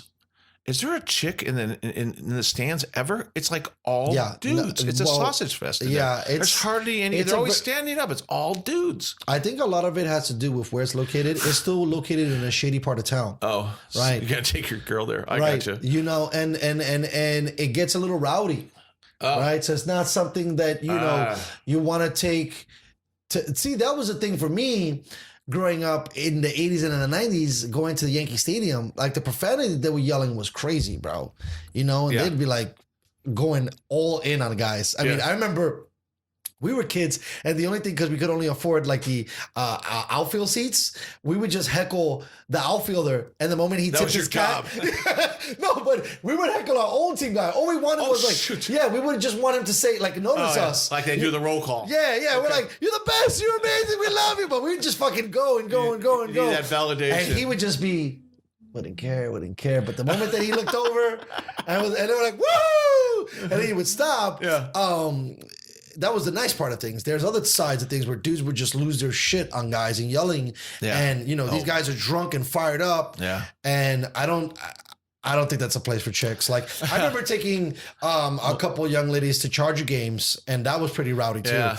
And they're like, motherfucker, and this and that. And you're looking up and you're like, bro, there's like an 8-year-old kid right here. Yeah. I think what they should do is they should have a section.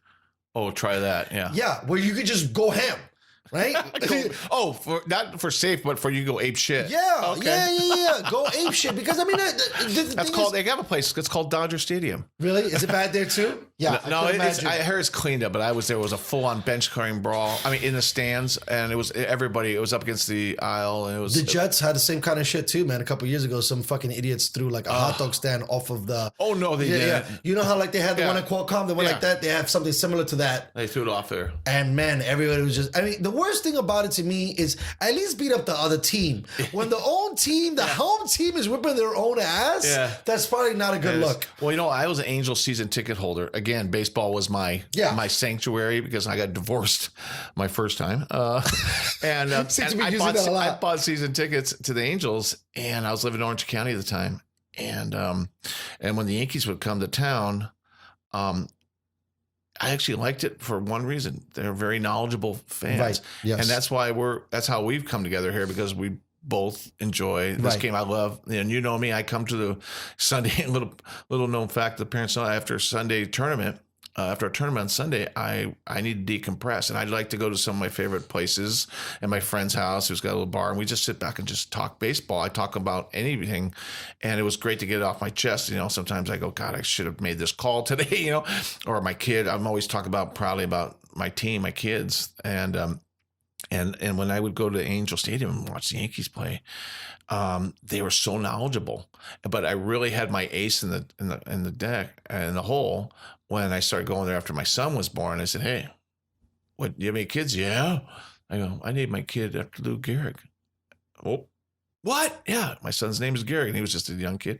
All of a sudden, they start buying me beers. So now I earn the respect. They go, "You're a Yankee fan?" I go, "No." I saw Pride of the Yankees. I thought he was, and I know the guy's reputation as a upstanding. People always ask me, "Why'd you name him Gehrig? Was he baseball?" And they never get it right, and it's because he was a great human being. People don't really remember. I think that the one thing that I think rules baseball is history, right? But I think like the non-sophisticated fan forgets about that.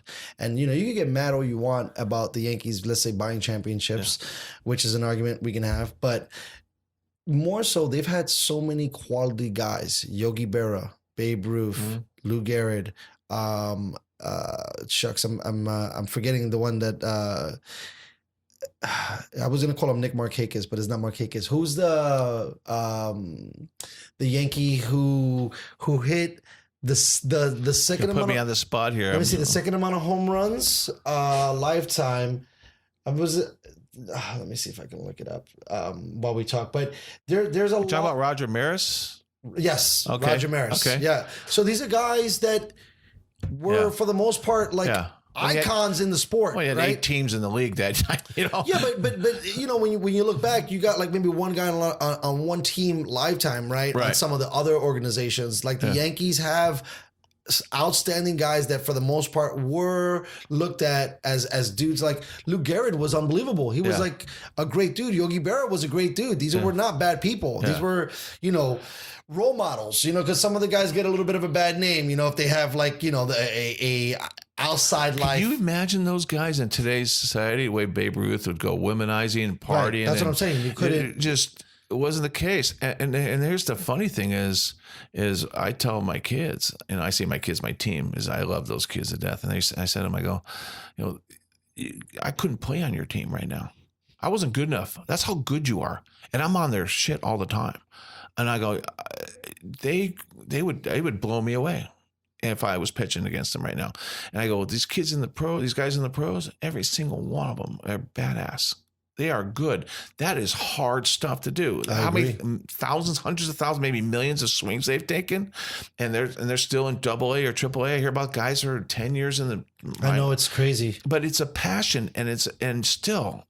You cannot pick this game up. No. Like when I was in high school, I was a 3rd string left guard as a freshman, never put on a football pad in my life. By the time I was a sophomore, I was a free safety. Halfway through the season, they brought up the free safety who I was behind because he could kick a 50-yard field goal, and they made me this free safety. I got put up to varsity after half a season. I made all league. You know, like this can't be that hard. Football can't be that. But well, I think also football too. People bodies just start to drop, right? So you need to start moving fools around, right? Where you don't really. I want all Nancy Kerrigan or Tanya Harding. Yeah, right. Exactly. You know what I mean? Get you. Thanks for that one. But at the end of the day, I think that's why there's so much come up in football, because they're trying to tweak the best teams. In baseball, if a guy's good, he's going to last a long time. It's something freakish that takes Dustin, you out of the game. I see kids come out for tryouts. Good question is that, Coach, we're going to come try out. Okay. And we don't have a tryout per se. We just say, come to our practices. And our practices are really fast paced, power packed with you know, a lot of reps. And we've had kids not make it to the first drill. The parents take them off, go bye-bye. And I'm thinking, shit, you know, Now what? Because it's too hard? Yeah, or they think their kid's not going to make it. They make their mind up. This is not for my kids too advanced.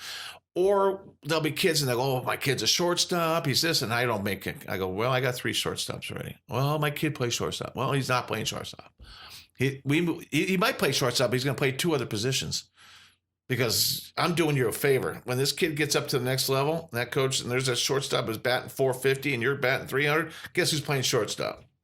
So your kid is going to be playing somewhere else. He better know that position. So we try to say for their benefit to play 3. And that's the unselfish kind of aspect of our game. We play to win, but we try to teach them, and winning is a byproduct of it. We don't try to go out and just sell out to win, because that's shortcuts, and there's no shortcuts in this game.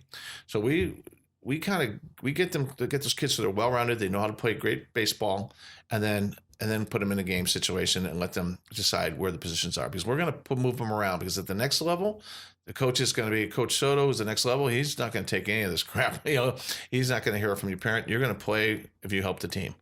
I'm kind of like the last bastion for them of teaching the fundamentals and getting them in game situations ready, because at the next level, there's very little teaching, and it's just playing, and you better learn, you better know your stuff, because he's a high school coach. He knows what you need to be at, and that's where you got to be. And that's period. There's no questions about it. He doesn't take any guff. He's a good coach. So we're, you know, just like we have kids that come in and try out. It's like the pros. This is a tough game. You just can't step in from Little League unless you're really a stud there. And it's hard as you get older to learn this pace of the game, because it gets a lot faster. It's harder. 1 through 9 are really good hitters. If you're a pitcher, you used to literally got 3 kids that are good. The rest are, you know, cakewalk. It's just like that. And there's a lot of good Little Leagues in this town. A lot of good Little Leagues that we draw from. And most of my kids are on the Little League. Is it going back to that question? Just because I don't remember now who's famous because we things have changed a little bit, right? So like the best players that are on the league right now are all outfielders. When a guy comes to you, is he still? What's the position that gets like? Hey, like you were saying earlier, he's a shortstop, blah, blah, blah. He plays this position. What's the position you hear the most of a parent trying to tell you that their kid is that they might try to force feed to you? Is it usually shortstop? Yeah, well, especially if their dad was the coach, it's shortstop. Yeah. Well, in baseball, you have the spine. They call it spine. It's a catcher, it's the pitcher, essentially catcher, pitcher, 2 middle infielders and the center fielders straight up the line, right? And that is where your best players usually play. And athletic players. Right. I look for kids who. So is that good short attitude. and second? Yeah. This the right up, right? Middle infield, yeah. So you can tell a kid if he's got the wherewithal to play those positions, but also we kind of call it the stars effect. There's kids that, and you probably hear some baseball terminology. You got a 5 o'clock hitter or a 7 o'clock hitter. 5 o'clock hitter is a great practice player. 7 o'clock hitter is the kid who could play the game. And you sometimes, and we have cases where kids are great 5 o'clock hitters and players, and they're not 7 o'clock players. Is it like the Friday Lights thing? Like the people are watching, you know, where's the absent minding of the brain where they're killing it at practice, but when it comes to, like I said, the lights on and everybody's watching, does that get into their head a little bit? You think they kind of? Well, that's what we call the stars. Like the kids when they're playing with talented kids or talent that's greater than them. That's the environment you want your kid to be 100%. in. You don't want your kid to be the best kid on the team.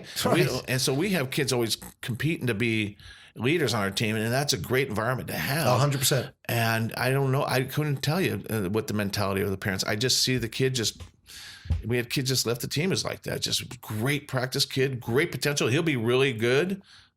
And he just couldn't crack the lineup because he just couldn't produce on the field during the game time. And it's amazing because you'll see kids just click. And my son Garrick is he's an average practice player, but he gets on the game. He's dialed in. He's got to have that competition. I don't know what's wrong with the kid. Yeah, that's insane. I was funny because like I've been using your quote so much because I thought it was actually so genius, right? And trying to avoid bad this. one. I tried to avoid. No, yeah, no, that's what I wanted to do. I didn't know if it was okay to, but it just kind of showed. I mean, like, it's a game. We're having fun. Sure. Right? At the end of the day, all these kids are not going to be draft picks. I don't even know. I think the numbers are so low with how many kids how many kids are in Little League, you know, college ball, high school ball, AAA and AA that make it to the pros. Yeah. Right? Less than, right. It's very small. It's very small. Yeah. But just reiterating with that statement, how it really is just about fun. Because if you go in there and you think your kid's the next Cal Ripken or Derek Jeter, that's kind of not like a good point of view to come in with, right? As a parent, I think. Because the parents. Two things. First thing, what you're alluding to is what I say. I do tell this to the parents because I want to get it straight. Because I almost want them to know this is the way it's going to be. And now the first thing you talk about is I say, I'll tell you something right now. It's going to get us right on the right path, so you'll understand it, and it'll take away any kind of misconception. And I'm going to tell you this right now. And if you don't like it, I'm sorry, but this is the truth. Your kid is not as good as you think he is because you're mostly attached. So exactly. And the second thing I tell them is when your kid has a game and first of all, 48-hour rule after a game, you don't talk to me. You can call me, but let it settle for 48 hours. Same goes to me. And then the other one is let me have your kids when they're on the field. They're mine. Stay out of the way. That's it. They're my kids. But the last one I'm adding is, and something that I learned from my own experience with my kid. Garrick would get in the car after a game, and I just let him have it. Fuck. And he can't get away. He's in the car. And we're driving down from LA, Dustin. I'm like, wow. 2.5 hours of getting murdered. Come off. He's ready to jump out of the freeway. Jesus Christ. So I tell the parents, we got to just ask them about it. If they want to bring it up, let them talk about it, but shut up and listen to them. Because that's the part of the game that you can help in the mental aspect of it. Let them know that they have a parent who's going to listen to them and don't judge them. Now, let them know that, they're going to have to work. If I usually say, well, what do you feel? And the funny thing was my son would always say, I didn't help my team. That bugged him more than anything. And that's what I loved about it. And I hear kids like this, I'm hurting the team. That's when they're getting it. Wow. When you hear a kid like that and say, that's maturity. I'm batting 350. Well, I don't give a damn about batting average because you can get 3 duck farts to right field and some kid will hit 3 line drives to center field, and you don't see that in the stats. What you see is a kid's heart and is following the process, trusting the process, and parents have to be part of the process. They are part of the process. They're the ones that paying me, and the thing they give them the best, and I'm doing my damnedest to give them the best. And all of our coaches are like that. We care about these kids. I mean, I'll go as far as I love these kids. I love each and every one, or else they wouldn't be on my team. They're like family. Yeah, it's hard. It's hard not to be compassionate. Yeah. It's so funny being more into this atmosphere. I kind of understand because I used to give Joe Torre a lot of junk. He was, you know, a Yankee coach for probably about 15 years. You didn't like Joe Torre? I loved him in the beginning, but what happens is you start loving your players, right? And so I thought a byproduct of him loving his players was him not being so hard on them. He got soft, yeah. Yeah, and I think that at least on the pro level, you need a little fire. Right. But it's so weird, right? Because you got some guys that like, you got like the Dusty Bakers, right? And you got like the Lupinellos or the Lupinellas. Yeah. And they'll go out there and they're tyrants. Yeah. And they lose their shit. Yeah. And then you got the Terry Franconas and you got the Joe Torres that don't lose their shit when they come onto the mound or, you know, so I've always tried to feel like where is the right place of manager that you should be? But it seems like the ones that are not yellers, that are kind of put together, they have a better outcome overall on the the outcome of their team. Mm-hmm. And watching how this whole thing goes, I'm like, wow, it's hard not to fall in love with your guy, right? That's your guy, that's your team, you know? So I kind of started to come backwards on some of my stuff as a fan, because I think as a fanatic, you're really delusional and you don't really understand that there's just so many more things, right? You as a fan are just really cared about the outcome of the game, but there's just so many things. And like you said, if you're human and you spend time with someone, I mean, imagine a manager who's been playing 162 for 10 years and he's had the same guy on his team. Even if the guy's in a slump, he loves him. He's going to keep sticking with his guy, you know, and that's it's the greatest part. And like I said, for you, when you say you love them, how could you not? Yeah. You spend every waking moment with these guys. Well, you're putting everything into it. They're putting everything they can into it. And families are invested. You got to invest. That's what it is. All in or don't go in. Yes. I mean, I'm just a loyal guy like that. I'm like, I want to be able to say, your kid's going to earn it. So know that he's going to win on merit, not because he's been here forever. And as long as he gets that message, he's going to work harder and smarter. You know, so I have parents say, well, why is my kid in the game? He works hard. Everybody freaking works hard, or else they wouldn't be on this roster. They wouldn't be here. So let's try another one. And it's sometimes, you know, kids don't come through at a certain period, and then you just allow them. Like a good example, I think it was last weekend, was another 2 weekends ago. We were out and my number 3 hitter wasn't doing very well. He didn't hustle out a ball. We only had 9 kids or 10 kids. I couldn't sit him. So I moved him down the lineup the next day. Hit the crap out of the ball. Got the message. And it wasn't so much to punish him as it was in you know, see which side he was going to fall on. Was he going to mope and cry? Go further down the list? He's going to say, listen, I didn't like it down there. I'm going to go fight my way back up. I mean, there's kids, that's the kind of kid you want, you know, that kind of heart. And that, hey, listen, I'm going to take it as and this is something a learning lesson. Past, I mean, there's learning opportunities and life lessons all over the place in travel ball that you can relate to school. You can relate to your home life, your relation with your siblings, your parents. I mean, I'm not trying to be a saint here, but I know there's opportunities for kids. You get good kids on the field, it's going to yield good results. Yeah, I totally agree. And it's nice to see where everybody's so worried about helicopter parenting, and I'm talking to a lot of coaches. I'm happy to see that for the most part, there's a lot of kids who want to be leaders. There's a lot of kids within themselves. Like, that's great that a kid, you know, I was a knucklehead. I have no idea what we were trying to think about when we were running around doing stuff. So I'm glad to see as things are progressing and people are getting nervous about, well, you know, what's the millennial going to be like? Is he going to be a hard worker? Is he going to have someone with effort? At least from the people that I've spoken with, most of the baseball and some hockey kids are all dialed in. And it seems to be more so a trend that seems to be correlated with travel teams. All the travel team coaches I've spoken with, all their kids get it. I don't know if maybe because you don't have to travel and it, you know, there's not much more of a requirement, if there's maybe a little bit more of a lackadaisical approach on some of just the little leagues. And then, like you said, there's only a handful of kids that are good. But a lot of the travel ball teams, these kids are showing signs of maturity at 9, 10, and 11 that most adults don't show at, you know, 20s and 30s. They're all focused on a goal. At least from the Stars standpoint is, you talk about helicopter parents. There's study after study shows the kids do not like that. They Right. do not want their parents around them when they're doing that. Different mentality with travel ball than Little League. Little League is a 4-month league. And what happens there is, I mean, I was a Little League coach. I was on the board of directors. It was all about getting that banner. And you would sell your soul to the devil to get that banner because it's just, that's the way they were. And that's not for every Little League, but there's a lot of leagues I feel are like that. And the thing is, it's 4 months. They sell for 4 months. They're going to try to do everything they can. We have it for the whole year. We look at the marathon. They're looking at the sprint. I got you. Now, it's not a wrap on them, but they want to win. That's great. It's just a different mentality. There's no leadoffs. There's a lot of different games. You don't have the strategy and the tactics, and you don't have until you get to the All-Stars. And then it's more like travel ball. Because most of those kids are on travel ball teams. So then it gets interesting, but that could last a month. But I think Little League's great for our country and it's for our kids. It gets things going. We just got to know that they're two different animals. You have a paradigm shift when you go to a travel ball team. It's not going to be the tail wagging the dog. You don't have any say. You can't go to the league director because I am the league director. If you don't like it, go. I'm sorry. Right. But it's just something that if they can accept the paradigm shift that they're going to have to take, then they'll be fine.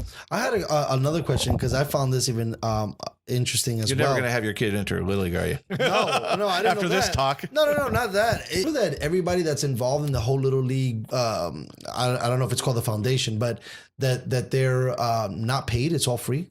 Yeah, it's all Like the volunteer. coaches, That's the whole thing. It's all volunteer. That's amazing. Yeah. That you could build a nonprofit. I think at the district level they get paid, but I'm not sure. Maybe not. I left there. I took my kid out at 9. But from the last time that your kid was 9, nobody was getting paid. None of the refs. No, I was a coach. Nothing. Yeah, Oh, that's it's all amazing. volunteers. Yeah, That's amazing. When you think about an infrastructure that's getting kids ready for other parts of their life, or maybe travel ball, or maybe becoming a professional player, that not $1 is paid to anybody who's trying to teach. Yeah, in fact, it costs you money. Right. Snack bar, it's for free, or you got to buy yourself out, if I recall. Yeah. No, it's a great I think it's pretty cool. organization. I wonder if that's in other sports, but I found it really cool that I don't know. I don't know either, but it's the first time I've ever heard it because with baseball, I thought that was great. I mean, even with my kids' team, all the jerseys were donated by the Padres. Yeah. That's amazing. And who doesn't watch the Little League World Series? Is that the funnest thing to watch? Yeah, I mean, I don't know. I'm not a. Who the fence is back, maybe, but I know. I'm a little weird on that because I try not to. I've watched a little bit of it, but I love the pro game. College just ruined me because I get excited for some of these guys and they come into the league and I'm like, what happened, bro? Yeah. What happened to you? You were amazing in college, and now you're not doing shit. Well, you might change your mind when your son gets into the Little League. You go, okay, and he's gonna start going, yeah. I have nothing. But they are fun. The watching. I mean, I know it's a big deal. The Little League World Series, everybody gets plugged into, and a couple of times the San Diego team has done well. Shoot, man. Right? All those kids those teams that got there kids are in that same Little League right now. Nice. In fact, my assistant coach is on one of those teams down there. So it's, and the coaches on the 12U coach who I'm sending my kids up to, he was in the Little League World Series with his thing. I can't remember if it was Parkview or East Lake or Sweetwater. Those 3 are the powerhouses down there. And that's great to have from San Diego representation from, not 1, not 2, but 3 teams, That's unbelievable. Awesome. Unreal. You got to go through Hawaii, and they always stock. Is it funny you can learn anything? I love it. It's amazing. I don't even know where we would be. That's one of those things that coaches will always say because I'll do. I don't.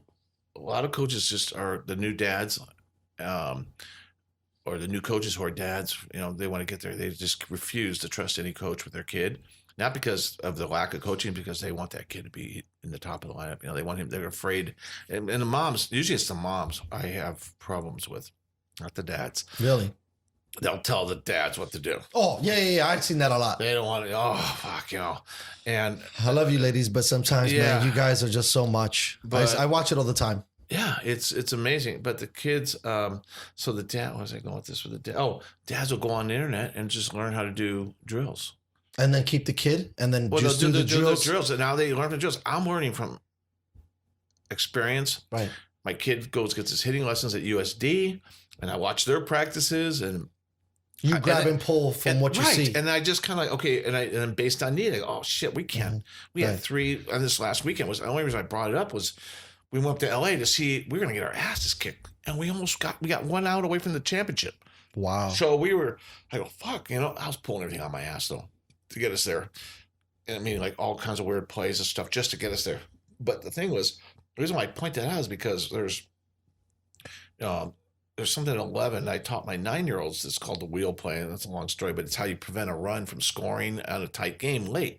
And I had this probably 6 times now, and since I've been coaching. Where after the game we won, and we beat them at the game. At the play, we snookered them, and everybody goes, "Oh, you beat another coach." That coach was a better coach than me, and he taught me a lot. Even though I won, I learned a lot. And we're walking up the stands, and people I didn't even know. We looked up, it was just pound.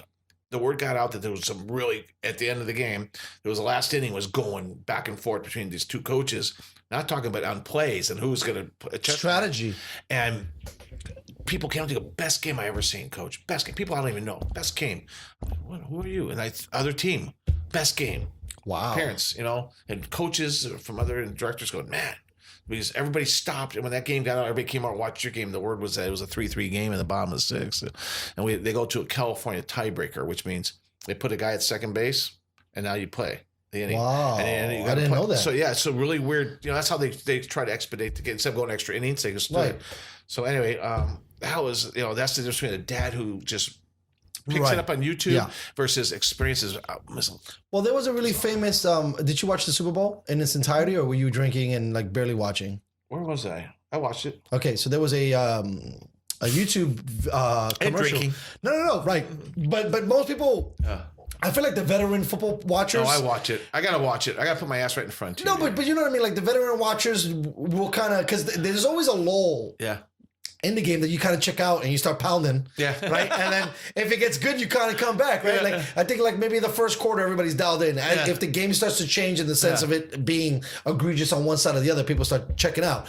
And I feel like most big football watchers don't really care about the commercials that much. But anyways, there was a commercial about a long snapper who watched YouTube videos and eventually became a long snapper. But I cheated that statement a little bit, because what I loved about the commercial the most was he said, I used YouTube to start.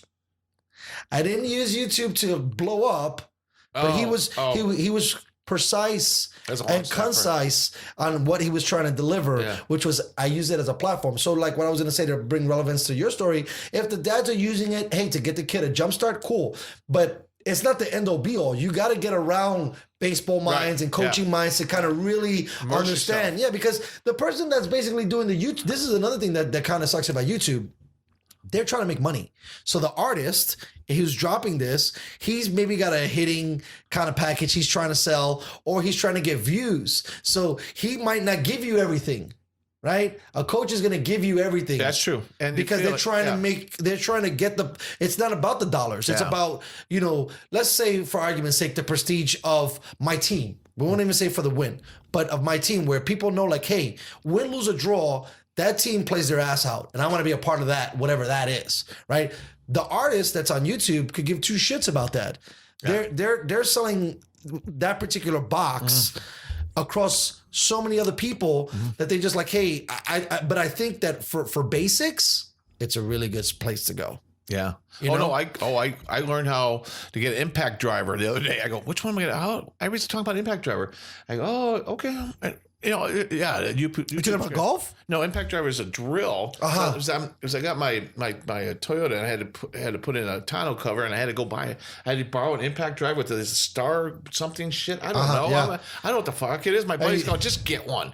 So I went to Harbor Freight and bought one. I'm like, fuck. I go, I gotta know what the hell to use it. I'm so embarrassed. But that's the way. And then did you look it up on YouTube and it showed you? Right. Exactly. Help me out. Yeah. I'm like, okay. Don't need to embarrass my buddy. No. Embarrass myself. I asked my buddy, what the hell? Yeah. It's insane. Yeah. And, I'm like, okay. 20 years ago, we didn't have that. So, like, learning, it's cut the curve on learning, like, ridiculously.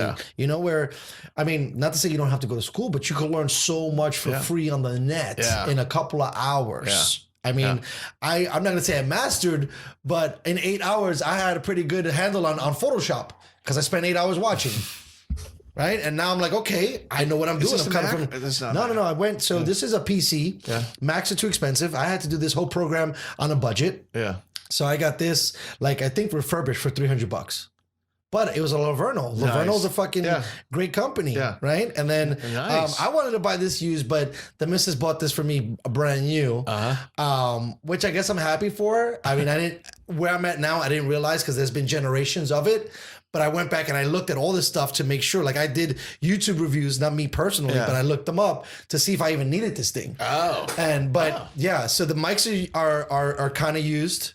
This is used. So these will last forever. Oh, forever. And they're not so much used as somebody opened the box and then resealed it and sent it back. They didn't want it. Oh, it's like so Costco, Amazon does like this thing, like what they do with cars. When a car is used, they'll do like a bumper to bumper check. Yeah. So they checked out the product. They said it was great, but it's like, hey, because it's open. Yeah. Can't sell it new. Right. It loses like, 20% off of the thing. And I was like, thank you very much. Send me 2, please. Yeah. I'll take it. So, I was in this process, I was trying to be the smartest consumer I could possibly be. What cost me the most money was the software, but I even got a deal on that too. So a couple of years from now, you'll be going, you're like that guy. It was a seed. You started off in the YouTube and you got, dude, I think that's awesome. Self-taught. Right. That's it. And I can tell you, when I was up in Irvine, every day, I would break my head. And some things now, like, because I'm editing the audio now, and I'm like, man, if I would have knew this trick when I was there, we would be recording, right? And what is it? Yeah, what is it? I would press start, and because I didn't move the needle, it's like a record. If I didn't move the needle, it would record over what I just recorded. Oh, geez. But because this thing has an amazing memory, there's a button where to undo what you just did, no matter what you did. I didn't know that at the time. So I had to like fucking... They're talking, I'm sweating, I'm nervous. And I was like, guys, we have to do it all over again. And we have to do the intro all over again. And I just looked like the biggest pansy. And I had to take that took balls to tell them. I mean, I had no other choice. I didn't even know what I was going to do with the audio because they shot the show in segments. So I was shooting segment 2 over segment 1. What the fuck were we going to do? And if I just knew that one thing, I could have just said, hey, let's just start. How many hours was that? It was minutes, but it was enough to that they had to redo it all. And then I had to stitch it together. Right? So they had more to work on that. Right. Yeah. So it was, but everything, I'm a truly firm believer of everything happens for a reason. I've learned a lot in this life, and from the school of hard knocks of Bronx, New York, to the easy shores of California. Oh yeah. You're almost like a bull in the china shop out here, because you could just show everybody how you've been through shit. I know I left that out. It's funny because I almost brought up my son. I lost a kid, and we named him Casey Ryan, like after Casey Stengel, another Yankee, and Ryan, Nolan Ryan. And but because we were talking about how I got away with the name. I was telling him the story the other night. He goes, how did you come up with Garrick? And how did your wife let you do it? She didn't know shit about baseball. And I go, then we had Casey. They go, who's Casey? I go, and then I had to tell him, oh, cool. Yeah, I got a sound engineer that's coming in tonight. I've already had a different sound engineer. I'm all over the place. It's kind of more, what I've been trying to do really is like with the show has just been things that I want to learn. So, my kid's in baseball. I told you, but I had this epiphany with the baseball thing way back. So I love sports. And to me, as I've gotten older, because I love business, strategy is so important. Yeah. And when you could just take a strategy, do your job. Yeah. We're not finished yet. We're not done yet. Those things apply to freaking everything, right? Those one-liner pitches, that you just think is for that was the hook that got me, huh? Right. I got you. Oh, yeah. No, but it was one of, right? Yeah. Where you're like, wow, this makes a lot of sense. But that one was just a little different because I said, wow, maybe there's a niche to be filled, right? For example, there's a little bit of literature. I mean, I haven't even really looked, but I could only imagine there's no... I'm sure there are some, but in the levels of what it is, there's not people out there trying to tell you, hey, this is how you should handle your kid. These are some of the do's and do nots. Yeah. Right? Because a lot of sports are private, right? In the sense that they don't try to release too much of the coach and what's going on, right? Yeah. And every organization treats things differently. So this is not... So with that, I was like, well, it'd be kind of cool to teach some grown-ups how to act more grown-up. Yeah. Right? And I'm not... And it'd benefit your kid. Right. And then so for me, and then now I got these sound engineer guys because I brought them on to check on my shit. And I'm like, hey, did I do good? Like, what did I buy? Like, am I, for someone that doesn't know nothing about nothing, do I know what the hell I'm doing? And this last kid, he was like, yeah, bro, you kind of hit a home run without even, excuse the pun, but hit a home run without even knowing. And I didn't really know. I was kind of shooting in the dark. That's what kind of took a little bit of time with me getting this thing off the ground because I was worried about spending the money in the wrong place. right? Yeah, because then you can't go back. Right. I mean, I could have returned it, but then it would have been like this whole thing and all this other stuff. And like, I didn't want to drop $2,000 on a hobby. Yeah. You know, at this point, it's just a hobby. But if it was going to be better, I wanted to make sure that if I had to use the money for something else, like right now, there's something else that I want to buy that I really love. Which is? It's another one of these, this is called a digital interface, but it has 4 lines. This one only has 2. So now something that I want to start doing is I want to do like round tables. Oh. So like I can get 4 guys on and we can talk about the MLB. That's we can talk about the NFL. We can talk about the NHL. Yeah, and 4 guys just hacking with a couple of drinks involved. Boom. Right. And we're just talking shit, talking a little bit over each other. But I got smart guys who know what the fuck they're talking about. And if they're going to rebuttal somebody, their point's great. And the point that's going to be taken over is going to be even better. Yeah. And that's how we do it. And I get guys who I call them enthusiasts because I don't like the word fan because the word fan means fanatic. Yeah. And I don't like fanatics. I've never liked fanatics. I think fans always people just, they're on the surface. They don't That's what I'm saying. That's why I don't like them. Enthusiasts are Yankee fans to me who know. Right. They know, okay, this guy's stats, this guy did this. Like, who the fuck is playing first, bro? Yeah. Who's in the outfield? Do you know this guy's ERA? Do you know his whip? Yeah. I mean, junkie stats. People a regular person, that's why I totally agree. The fanatic is a surface person. Yeah. An enthusiast, he's all in. I brought in a friend of mine. He wants to be like a junior analyst for the NBA, and he's just like going Rain Man on NBA shit, about dudes. I couldn't even keep up with him. I was like, bro, if it's not 90s basketball. So where do you get all these people? How do you know? From my friends and just reaching out to you're in the right markets. environment there. Yeah, too. well, being a bartender, I pretty much so I think a large part and this is a huge part of this whole deal.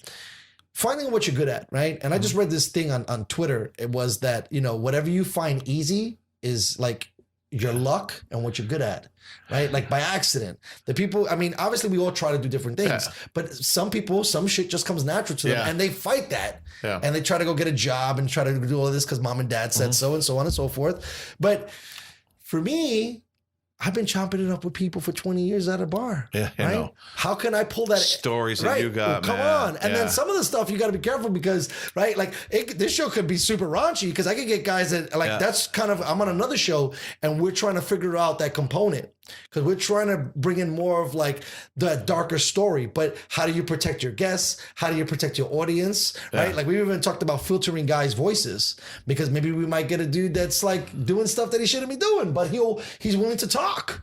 Right? Like I'm really trying to do like a really right. Wow, no shit, dude. Yeah, and then you're no talking video. Totally dark side. Yeah. Right. But there's nobody doing this kind of stuff out there. You see, and it gives people want to be able to like. Why is Narcos such a popular show? Because everybody thinks they want to be a drug dealer, but they're good enough just watching a few episodes and seeing how hard it is, and they're like, you know what? I'm good. My brain got fulfilled with what I thought I wanted to do, and I don't want to do that because he ended up dying in the end. True. Right. That's what makes Scarface such a great movie. Jail or death. Yeah. Well, for most of these dudes, it's always death. Right. Jail is if you're lucky, right, or if you're a rat. Well, that's like you go. How many billionaires have got gunned down on the roof of a building like what's his name did with that fat guy, the Colombian guy, not El Chapo, the other guy, Pablo Escobar. Thank you. Yes, a billionaire. Right. What the fuck were you thinking? I mean, crazy. Bro. There's like you're billionaire. Just okay. I quit. They'll be happy. The feds will be great. Let somebody else take it over. But we were talking about this, right? Because being that I'm from New York, right? I've met some of these characters, and some of these characters have been my friends. And some of the characters that I've had, and there's very few of them that have been super successful, are ones that have like stoppage built in, right? Is it greed or what's it's the totally lure? greed. It's 100% greed. So there's this funny joke, not right? Power. No. Well, power I think leads to greed because they're both seductive. Mm-hmm. The guys that do well in any kind of those crazy spaces, I would even say a Bernie Madoff could be considered this, right? Yeah. Don't get greedy, bro. Make a number and make that your exit number. Yeah. Right? But the problem is if you make the exit number 100 million and tomorrow you woke up and you forgot to exit at 100 million, now it's 200 million. Yeah. You say, well, wait a minute. What if I write it? Yeah. Right? And you write it and it goes 3 and it goes 4 and it goes 5. Some guys get to $1 billion. They're like, fuck, I'm untouchable. Well, and that's not true. Madoff's was pyramid scheme. It's got to come to an end. Well, the Mets, speaking about baseball, it ruined their franchise because they invested with him and they couldn't even afford to buy players. Oh, I didn't know that. Yeah, there was a huge scandal with the Mets. Like the brass and whoever was like in the investing department that really carried the Mets, even ownership, Bernie bought this great product to them. So they thought, they're like, heck yeah, we could always use more money. Yeah. And long beknowns, whatever Wow. he's doing. And I still got to think that Bernie stashed that money somewhere. Yeah. There's no way you make that kind of What did money. he get? How many did he get life? He might have. He might have. He might He ain't have. gonna be spending that money. I mean, he could. It's not like he's El Chapo's going to have a chateau inside Right. the prison. He's going to be, this guy's not. But the thing is, too, we make jokes, too. And I mean, listen, not to kid around too much, but all jail time is hard time. But Fed time, from what I understand, is pretty sweet. So Yeah. Bernie Madoff gets to walk a compound, I'm Yeah. sure, right? Like, I mean, I don't think anybody's trying to get him. He didn't, I don't think he fucked over like really dicey people. Yeah. He screwed over like, white collar folks. Yeah. And white collar folks don't have some guy in jail Yeah. that can reach you and kill you. But who knows, right? Like some of these billionaires, I mean, look at what happened to Epstein, right? Yeah. You would have never thought that Yeah. whatever the speculation was Yeah. that he was. I mean, people still, I don't know who thinks or who doesn't. I would Yeah. say there's a strong consensus of people that think that he got in jail. Yeah. But there's probably some people that are like, well, he killed Yeah, himself. still freedom is not worth $1 billion. I mean, it's No. I mean, lack of freedom. Well, lack of freedom is not worth- I'm on another show and I talked about it. I said, first of all, Yeah. the power to sleep perfectly and not look over your back is priceless. It's priceless. Yeah. You can't be, we talked about it because he knows a couple people, my friend does, and he's like, dude, the guy's got, the drop bag, $100,000 and the cell phone. And you get the call, bye. You gotta go. You gotta leave everything behind. No matter how much hard you worked, you gotta, and that sucks. And you're on the run all the time. It's just got That's to what I'm wear saying. you down. Yeah, that's got to be fucking terrible. But these guys are smart. They go to non-extraditional areas that they can't be taken for the most part. But there's some places that people don't give a fuck. I think I heard a story or read a story that he was in a place where they couldn't get him. They still got him. They didn't give a fuck. If the Americans want What you are you that talking bad, about now? some Paulo dude. I Escobar? think, no. I think it was like some marketer. Oh. Or something like that. Somebody was telling me a story, and they got him. They didn't give a fuck. So that whole, it just depends on how bad they want you. Yeah. Right. And how much money you took. That's the thing. The government it just depends the agenda. Everything's about the agenda. Yeah, you're rolling the dice one too many times. You don't know what the outcome's going to be. So I was talking to a friend of mine, and I was telling him like this crazy stock tip that I have, and it was like the way you win in a lot of parts, I think, in life is setting some kind of ceiling and sticking to it. You lose every time you go above the ceiling because you get fucking greedy. Yeah. Right? So if you're in a casino, you Vegas, came in with $100 and you're like, listen, if I make 200, I walk. Yeah. If I come in with 1,000, I get two, like just set the fools that don't listen to their own shit. Yeah. They get to 2, they get to 2,500, Yeah. they get to $3,000 and they keep on riding and you're They an start idiot and chasing you crap out. Yeah. And that's how the stock market is too. You gotta be one of those disciplined. guys at midnight waiting at the ATM till I could get my another $200. I literally was. This was a long time ago. Wow, that's awesome. I was like, oh my god. You were a junkie a little bit on that shit. I was drinking heavily. My buddy was hanging. We're like, hey, oh man, I'm just waiting. All of a sudden, boom, $10 service fee for $200. That's some back. So they let me take. And I blew that in 10 minutes. Right. It was like $500 in like 3 hours ago. 100%. I'm out Yeah, of here. I mean it's so that really is like where discipline comes in the most. Yeah. With a lot of things, right? Yeah. You gotta set a mark, and if you hit it, you gotta be able to walk away. That is the hardest thing in the whole wide world. I mean, it goes to so many things. And a lot of people just don't mess with it, man. I agree. I think that the self control is the key to a lot of people's success. I mean, there's calculated risk, but self-control. Right. That's the thing. It's supposed to be, it starts out as a calculated risk, right? Because it is a risk. You're going to lose. Yeah. How much are you willing to lose is the question. And then once you set that thing up, follow your own shit. But then once you go in there all scientific, you come out like a moron because you went in with this great plan and you didn't even listen to yourself. Yeah. And that's not a good idea. And that's the thing I know, not to translate back, pivot back to baseball. Yeah. And you're talking about Torrey, and I go, it's funny. I have no reason to even think this, I'm an authority on this, but just knowing that baseball at this level, the coaches have a big effect on the game. At the pro level, I think it's lesser. Would you agree? 100%. Yeah, it's not. I mean, You almost don't need a manager. They manage the game. You almost don't need it. The only thing you're doing is really managing the bullpen. Well, you're managing blame. I'm going to take the bullpen blame. I'm going to pull this guy out. Right. Now you got the 3 minimum. But if you could leave your starter in there and go through a lineup, you're not doing much, right? First few innings, they're just playing. It's all on the guys. What are they doing? Yeah, it's not really. The further and you further don't away. see small ball anymore, Dustin. I know we talked about it too with Rudy, man. One of the things I love so much about Bob Black, right? He squeeze the bump, baby. Yeah. Let's get that guy from third in. It's almost like let's holy get that crap! guy from third in. You call everybody, hey, everybody, turn on the TV. They just did a squeeze play. That's how infrequently they do it. But I feel like. So it's weird with baseball, in my opinion, because I think as soon as Sabermatrix came into the game, it changed so much, right? Where they worried more about, like, hitting became more of a useful tool, when I don't think that it's the only tool you should be using, because through hitting, you get on base, right? And then like home runs kind of disappeared because home runs really don't give the outcome. Runs is the valuable thing you want. Okay. So if someone hits a home run, that's one run. Sure, if he gets two guys on, he's going to hit a home run that's 3 runs. But pitchers get more intense and they get more dialed in the more people are on base, right? You don't hear 3-1, you don't hear 4 or 5 3-1 directs in a game, but you'll hear 4 or 5 hits in a game. And if you have men on, that's driving in runs. Right. So I feel like they somewhere realized in their numbers that because the bunt was giving up a run, it wasn't valuable. Was giving up an out, you mean? Right. Yeah. Yes. Sorry. That's because it's giving up and out. It's not valuable. But you're still going to get outs anyway. Well, there's productive outs and there's unproductive outs. Like you were telling your guys, you hit the top half, bottom half, and it's a pop out, and we got somebody over. Yeah. But it's weird because they use pop ups still, but no bunting. Yeah. No one's bunting. Yeah. And I don't know, if there's some collusion within the league, because think about this, dude. We almost hit 8,000 home runs last year. Well, that number's crazy. That put small ball to death. Yeah. I mean, what happened to get on, get them over, get them in? My kids will finish that sentence with me. I go, get on, they go, get them over, get them in. That means get on base, then we'll get you over, and then we'll get you in. That's how I thought the way it's supposed to go. I think like a home run is something reluctant that happens, right? Lucky, like the guy was so dialed in. Hit the mistake. He hit it, right. But for the most part, that's not. And then I don't know, man. I love baseball, and at times they drop the ball, and at times they do great, and like they have all these good things, and then they seem to have dropped the ball again because you got this new the Houston scandal. But at the end of the day, it's like it's not about hitting home runs, bro.